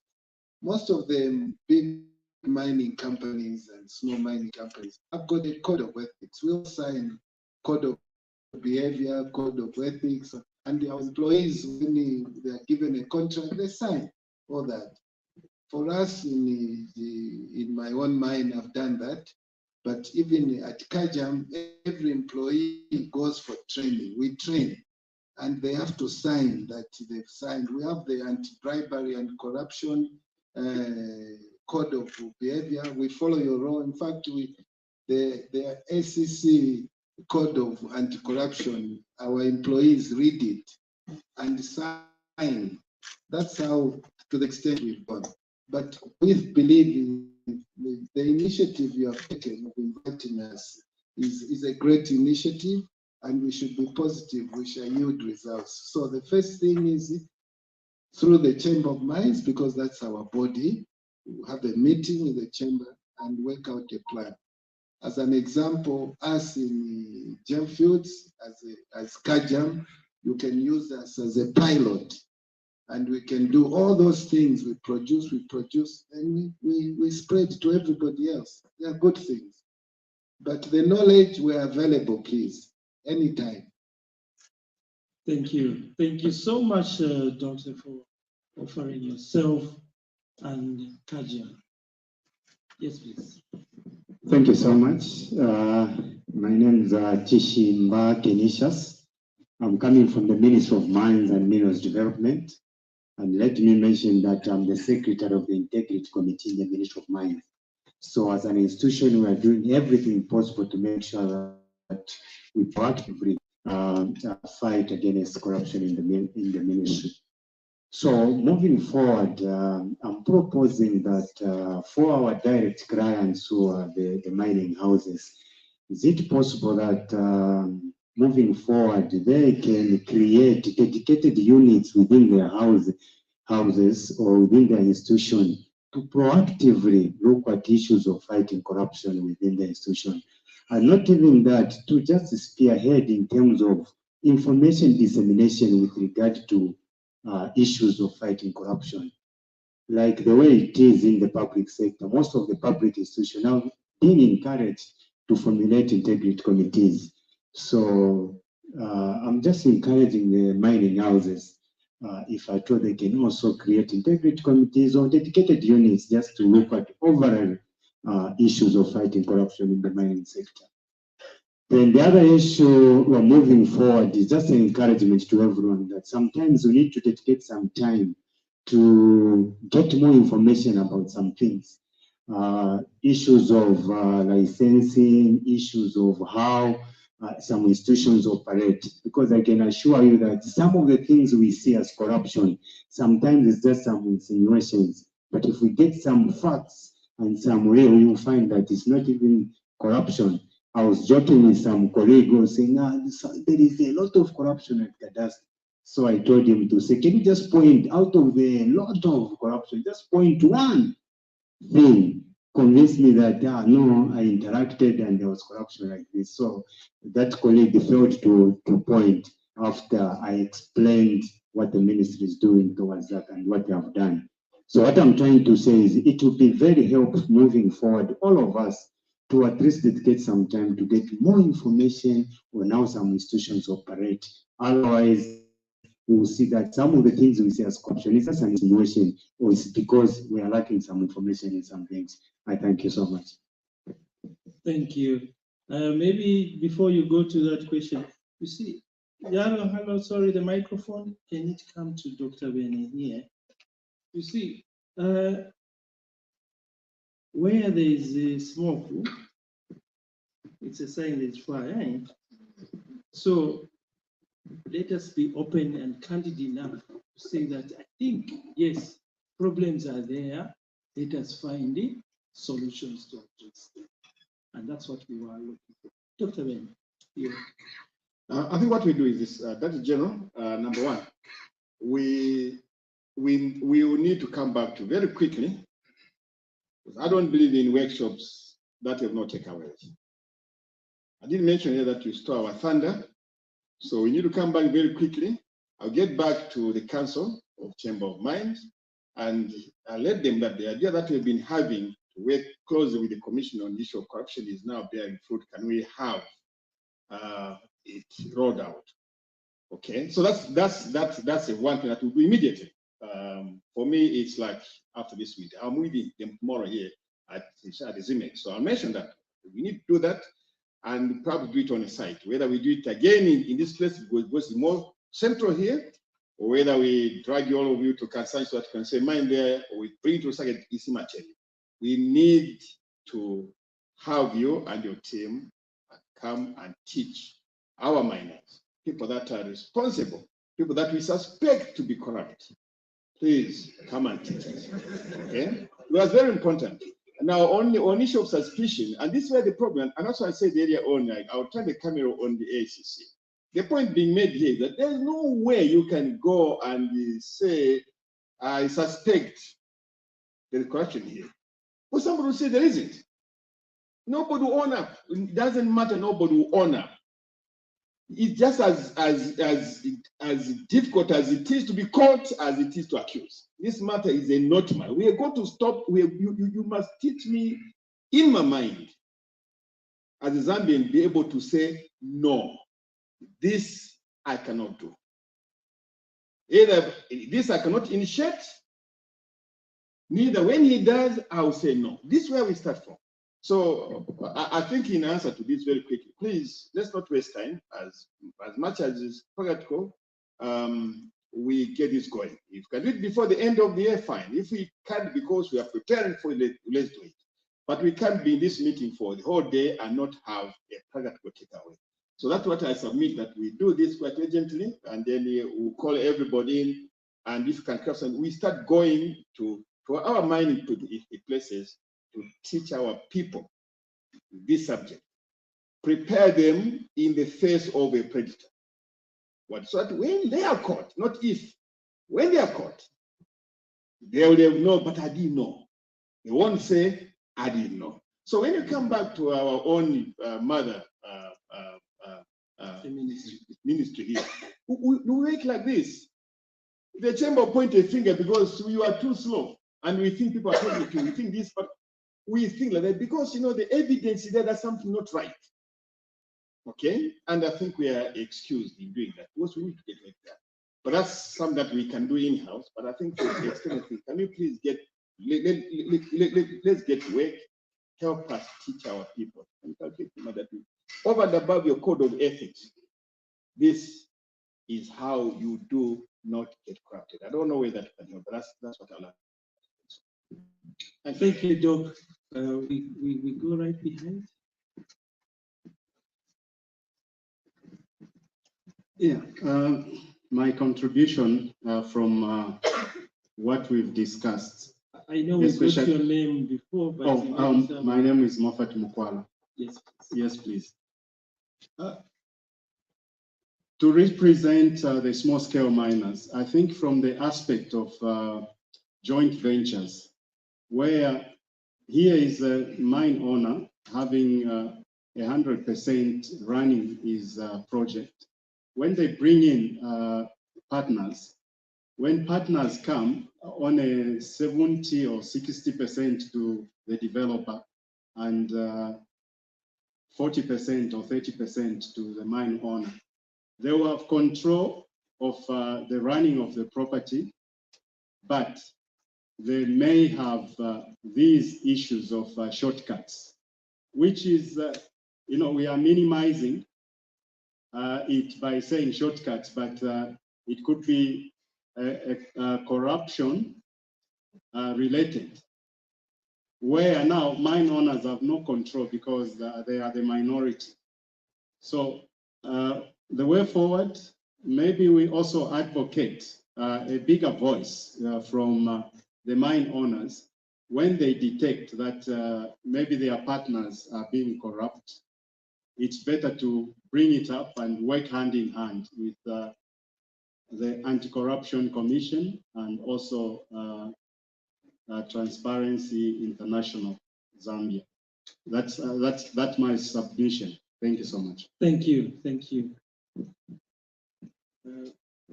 Next, the lady in green there. Good afternoon, everyone. My name is Maggie Shilamba from WIMIA. I'm the vice president, sitting next to the president. The WIMIA is what? Women in Emerald Extractive. Here we are looking forward to the solution on how we can end corruption, especially in the mines. I'm also one of the suppliers to contractors, so I understand very well what our doctors there are talking about. I believe the anti-corruption and the managers in the mines, they should partner to train the people they call, those people that are in procurement. That's where the biggest problems are. Otherwise, for us suppliers and contractors, we are busy, desperate, looking for jobs. So the people that should be trained well are those people in procurement. Once they say no, a contractor or a supplier will have nowhere. So the people that are compromised most are those procurement departments in the mines. You find there's a tender will take 3 months for them to respond back. There are those in the tenders or the bid forms are in their computer. Someone is in the office doing nothing, every day watching the same things. And now the suppliers and contractors will be forced to give them money for tough time so that they move the works in their baskets. It's everywhere, in the government, everywhere. When you are given something to do it quickly. Why are you still with the same tender for 6 months doing what? So you force those people now to come and knock on your doors. So with these people that work on those departments, they should be trained. When you are employed to do the work, do it. Why do you want people to start knocking? You advertise for a job.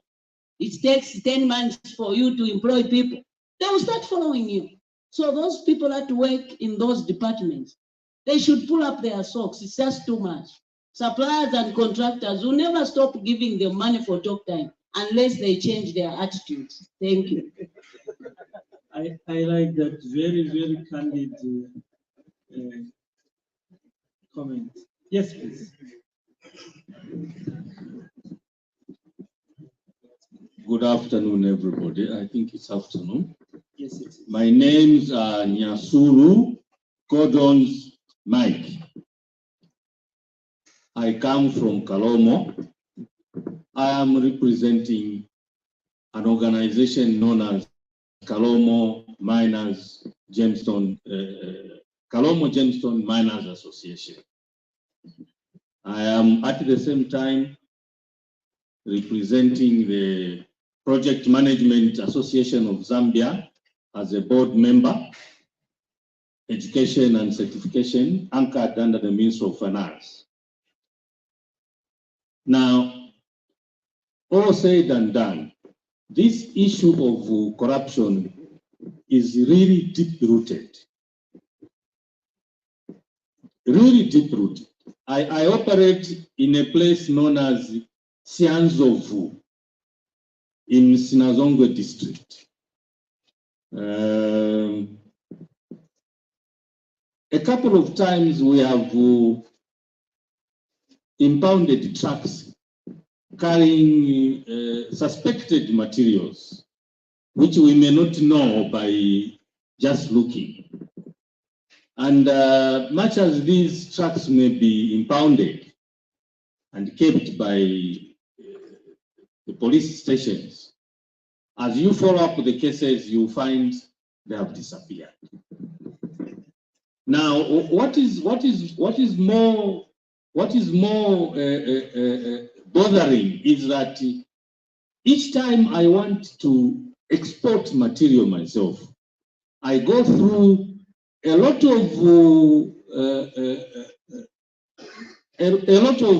of issues to try and get my stuff and my papers cleared.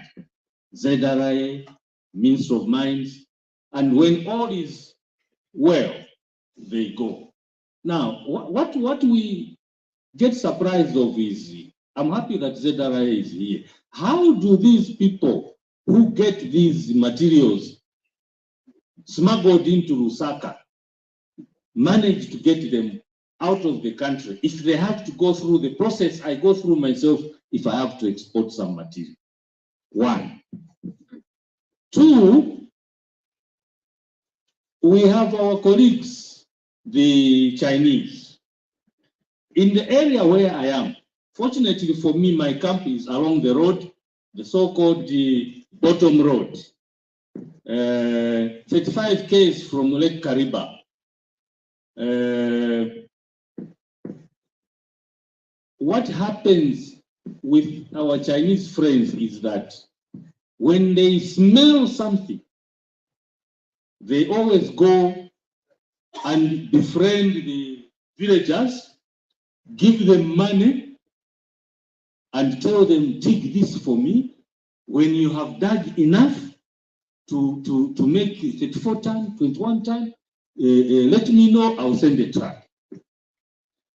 Now, this is how, in fact, we discovered that in our area where I am myself, a kilometer or so from where my mine is, that's where this lithium is being mined. Now, for us to know that there was lithium there, I just began to see expensive vehicles and trucks passing by the road, going this way, going this way. What is happening here? This is a very strange scenario. And then the headman whispered something to me. That's how we went and visited the area where the amethyst, where the lithium was being dug. My license is amethyst, and I have all along in the last 13 years been mining amethyst. But that is how we discovered lithium. Now, I helped report this discovery to the ministry. But that was a slow move, because by the time the ministry moved in, when we were asking for protection, Miganda, which were dug there, you get shocked. Pick and shovel, but massive. We are now protected. We have a battalion of army military personnel there, and things are under control. But basically, those are some of the issues that we are experiencing.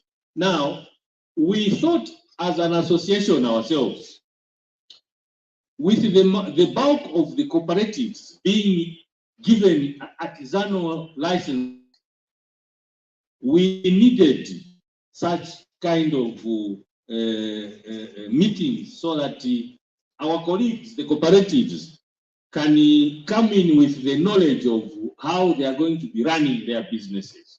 Fortunately for us, we invited TIZ and they have agreed to come and teach us.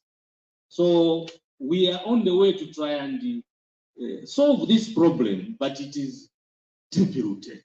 Thank you. Thank you. Thank you so much. We hear issues to do with the regulatory framework and putting things in order. The mic is going around, it will come. Thank you. So maybe we can take 3 or so contributions. I think we already have in our minds now the feeling of where we should be going. So maybe let's just get the last 3 contributions, 2 from that end, and then the last one here.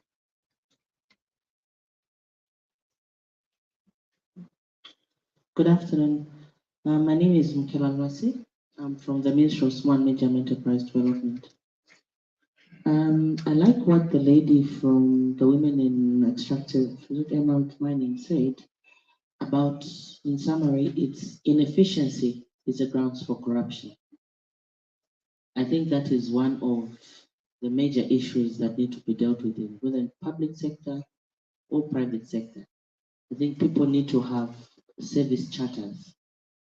If you have an activity, if it doesn't take off, because if it doesn't, what she has mentioned will happen. And another thing that I've found, which seems to be a problem, the fight for corruption, there seems to be a perception that the fight against corruption is only for the public sector. But I think ACC needs to do more to actually tell everyone that this Corruption Act applies to both sectors, public and private. Then it will sink in that even the private sector, employees and employers can be arrested and prosecuted. And then also whistleblowers. Half the time when someone reports, it's because the deal didn't work out.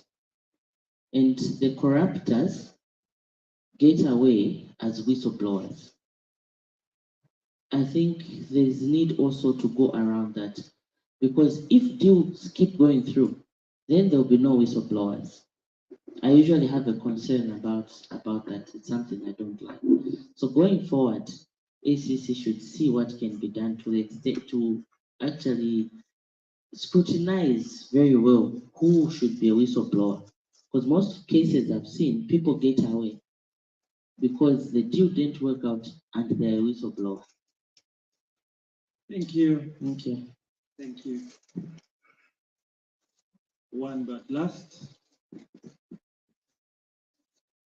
Thank you. I'm Javande, Security Manager, Copper Mine. Yeah, Lubambe? Lubambe Copper Mine. Okay. Yeah, indeed, my heart bleeds when you talk about corruption in the mine. And like my dear lady alluded to, most of the people have the view that corruption is only fault or is only targets the people in the private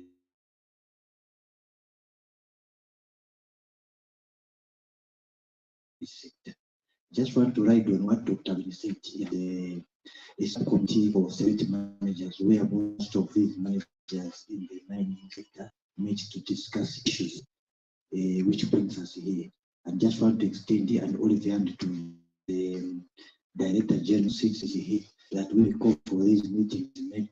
We may invite you so that we come and discuss or share mechanisms on the enforcement. Yeah, because most of these crimes, they usually happen, and most in mines, they are taken as if maybe they are civil issues, where maybe a vendor or a contractor supply is just registered. But we want to see the statistics, they are rising on the aspect of what the prosecutions to which we arrive at the same.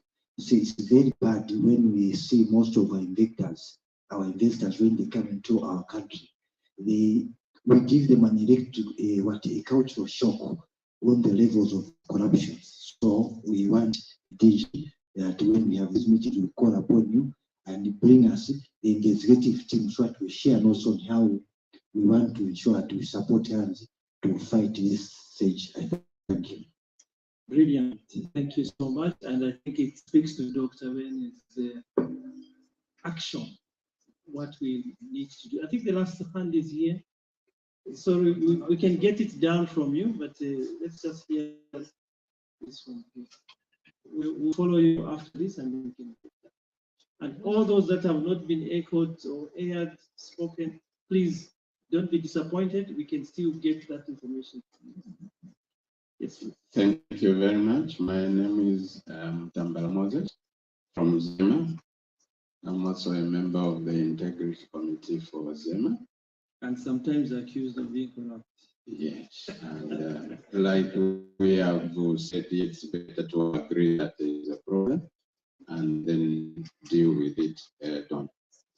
And so I just got to one aspect that came through from the TIZ presentation. It talked about monitoring by stakeholders. The new terminology is participatory environmental monitoring. This will add to transparency of what we do, especially for us regulators. because we do monitoring for compliance. And if this was to be enhanced, then we will be checked for transparency on what we do for monitoring for compliance of the players in the mining sector. Thank you so much, and that is also one of the most received submissions. Ladies and gentlemen, may I ask the Director of Action Prevention to come here and give a roundup of what we have discussed, and then the DG is still with us. He's rushing back to the start. I hope he will still eat his lunch, but he will speak, and then DG is just 1 or 2 words to close this meeting.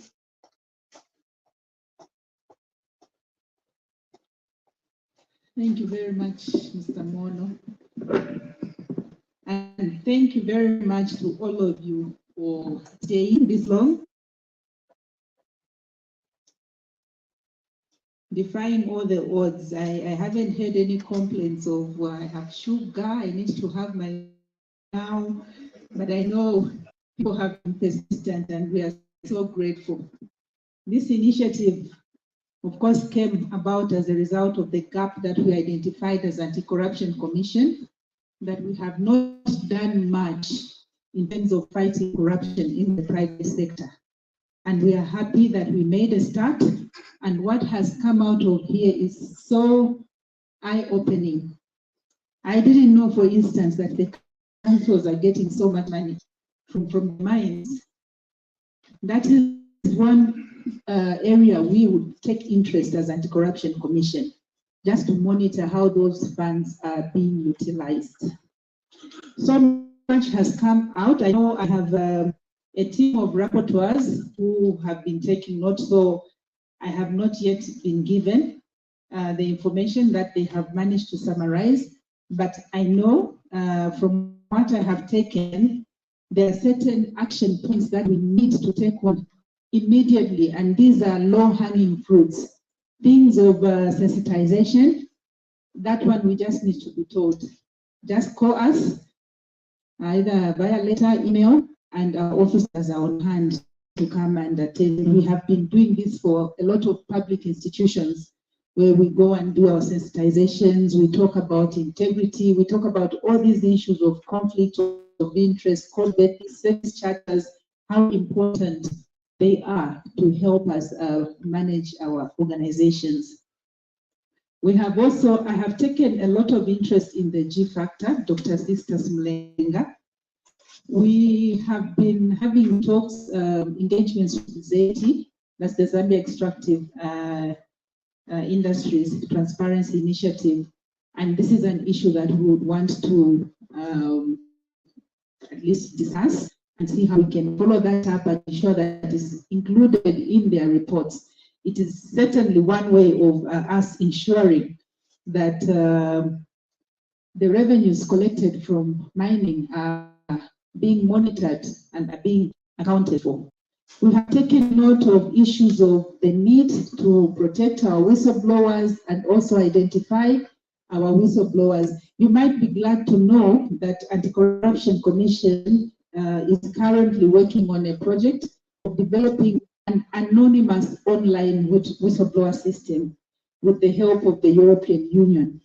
So we are hoping once this is publicized, this is a system where someone can report anti-corruption without being identified, but the information can be followed up and they can continue interacting with the prosecutors, with the investigators online without ever being able to trace back where the communication is coming from, provided the information that is being uploaded there is good information that can help give us leads.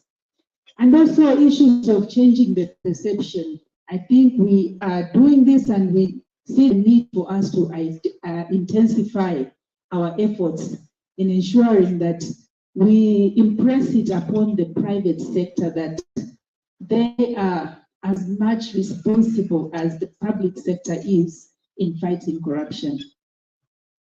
We already started having talks with ZABS on the ISO 37001. That is a standard that is already domesticated in Zambia, but the question is how we can go about enforcing it, implementing it, and ensure that private sector companies adopt it.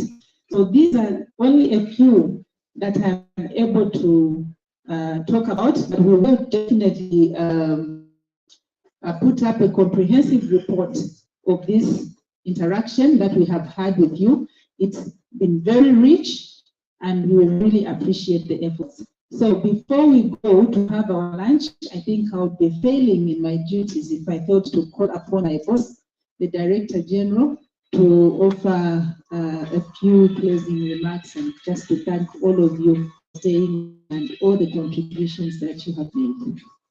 DJ sir.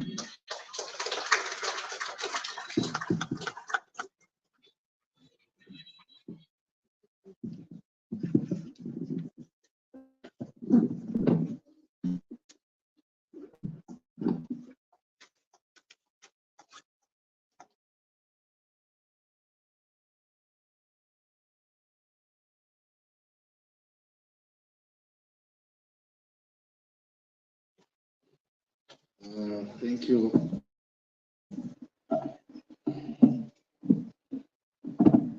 Thank you very much to all the participants, and especially to the two doctors, and for your rich contributions. Please take it that this is not going to be in vain. We need to improve the industry. And I personally would like to request that although the resolutions are being prepared, please feel free to submit whatever you can submit. Sometimes it happens that you go home, then that is when you remember a point to say, I should have done this. Please feel free, make those submissions. Then my brother from ministry. One thing we should admit, cadastre is a problem. And I'm just informing you, there are serious investigations going on at cadastre. The lifestyle of some of your employees. We can discuss. We have already targets. Sorry to say this, but the lifestyle. People are giving licenses where they are licensing. We have a lot of complaints at cadastre. Licenses are being given where there are licenses already. It's just normal that if I'm given a piece of land by the Council of Ministry of Lands, they must repossess that piece of land, either failed to work on it, that's when it can be given to another. But now we have situations where somebody is already on the ground, another person comes in. And the people who are doing that from the east, not from the east of Zambia. You know when I say from the east? No, let's be actual. You see, if we admit that these things are there, that is when we improve. But if we are going to take positions, you know one thing I've learned, it's very difficult to prove corruption. Until they find you have parked with 5 Mercedes Benz, which you can't even, the entire life that you have worked, you can't even buy them. That's when you realize that there's a problem. Then my two sisters from, is it the women in what? For me, what I would even like to signal to you is this. If you suspect some procurement officers are involved in corruption, raise a flag to us. We know how we follow them. First of all, you see, generally people who get money, they want to buy things. That is the tendency of everybody. They want a good life.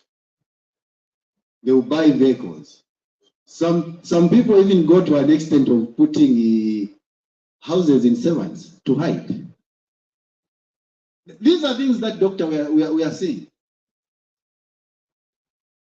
I will not mention a name, but there's a ZRI officer, I'm sure my brother knows him, who had put 3 high-valued houses in Lusaka. And when the deal flopped, because the boy was promised money, as my sister said, when the deal flops, he reported. And that is how we have gotten hold of those houses. And apart from that, he has high valued vehicles. That boy has only worked for 3 years.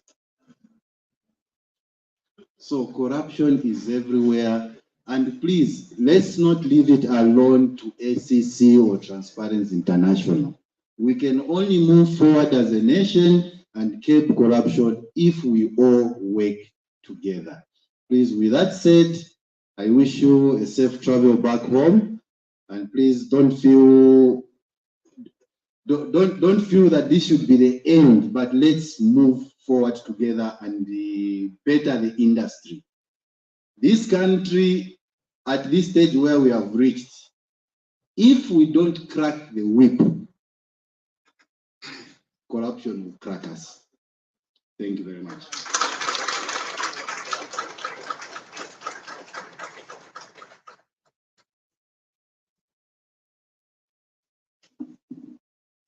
And to re-energize and put back all that you have lost, we will have our lunch at the main hotel, restaurant. We have ladies that are stationed there to give you the meal cards. And again, on behalf of the Commission and on my own behalf, I wish to thank you so much for coming and for your contribution. Please enjoy your lunch. Thank you.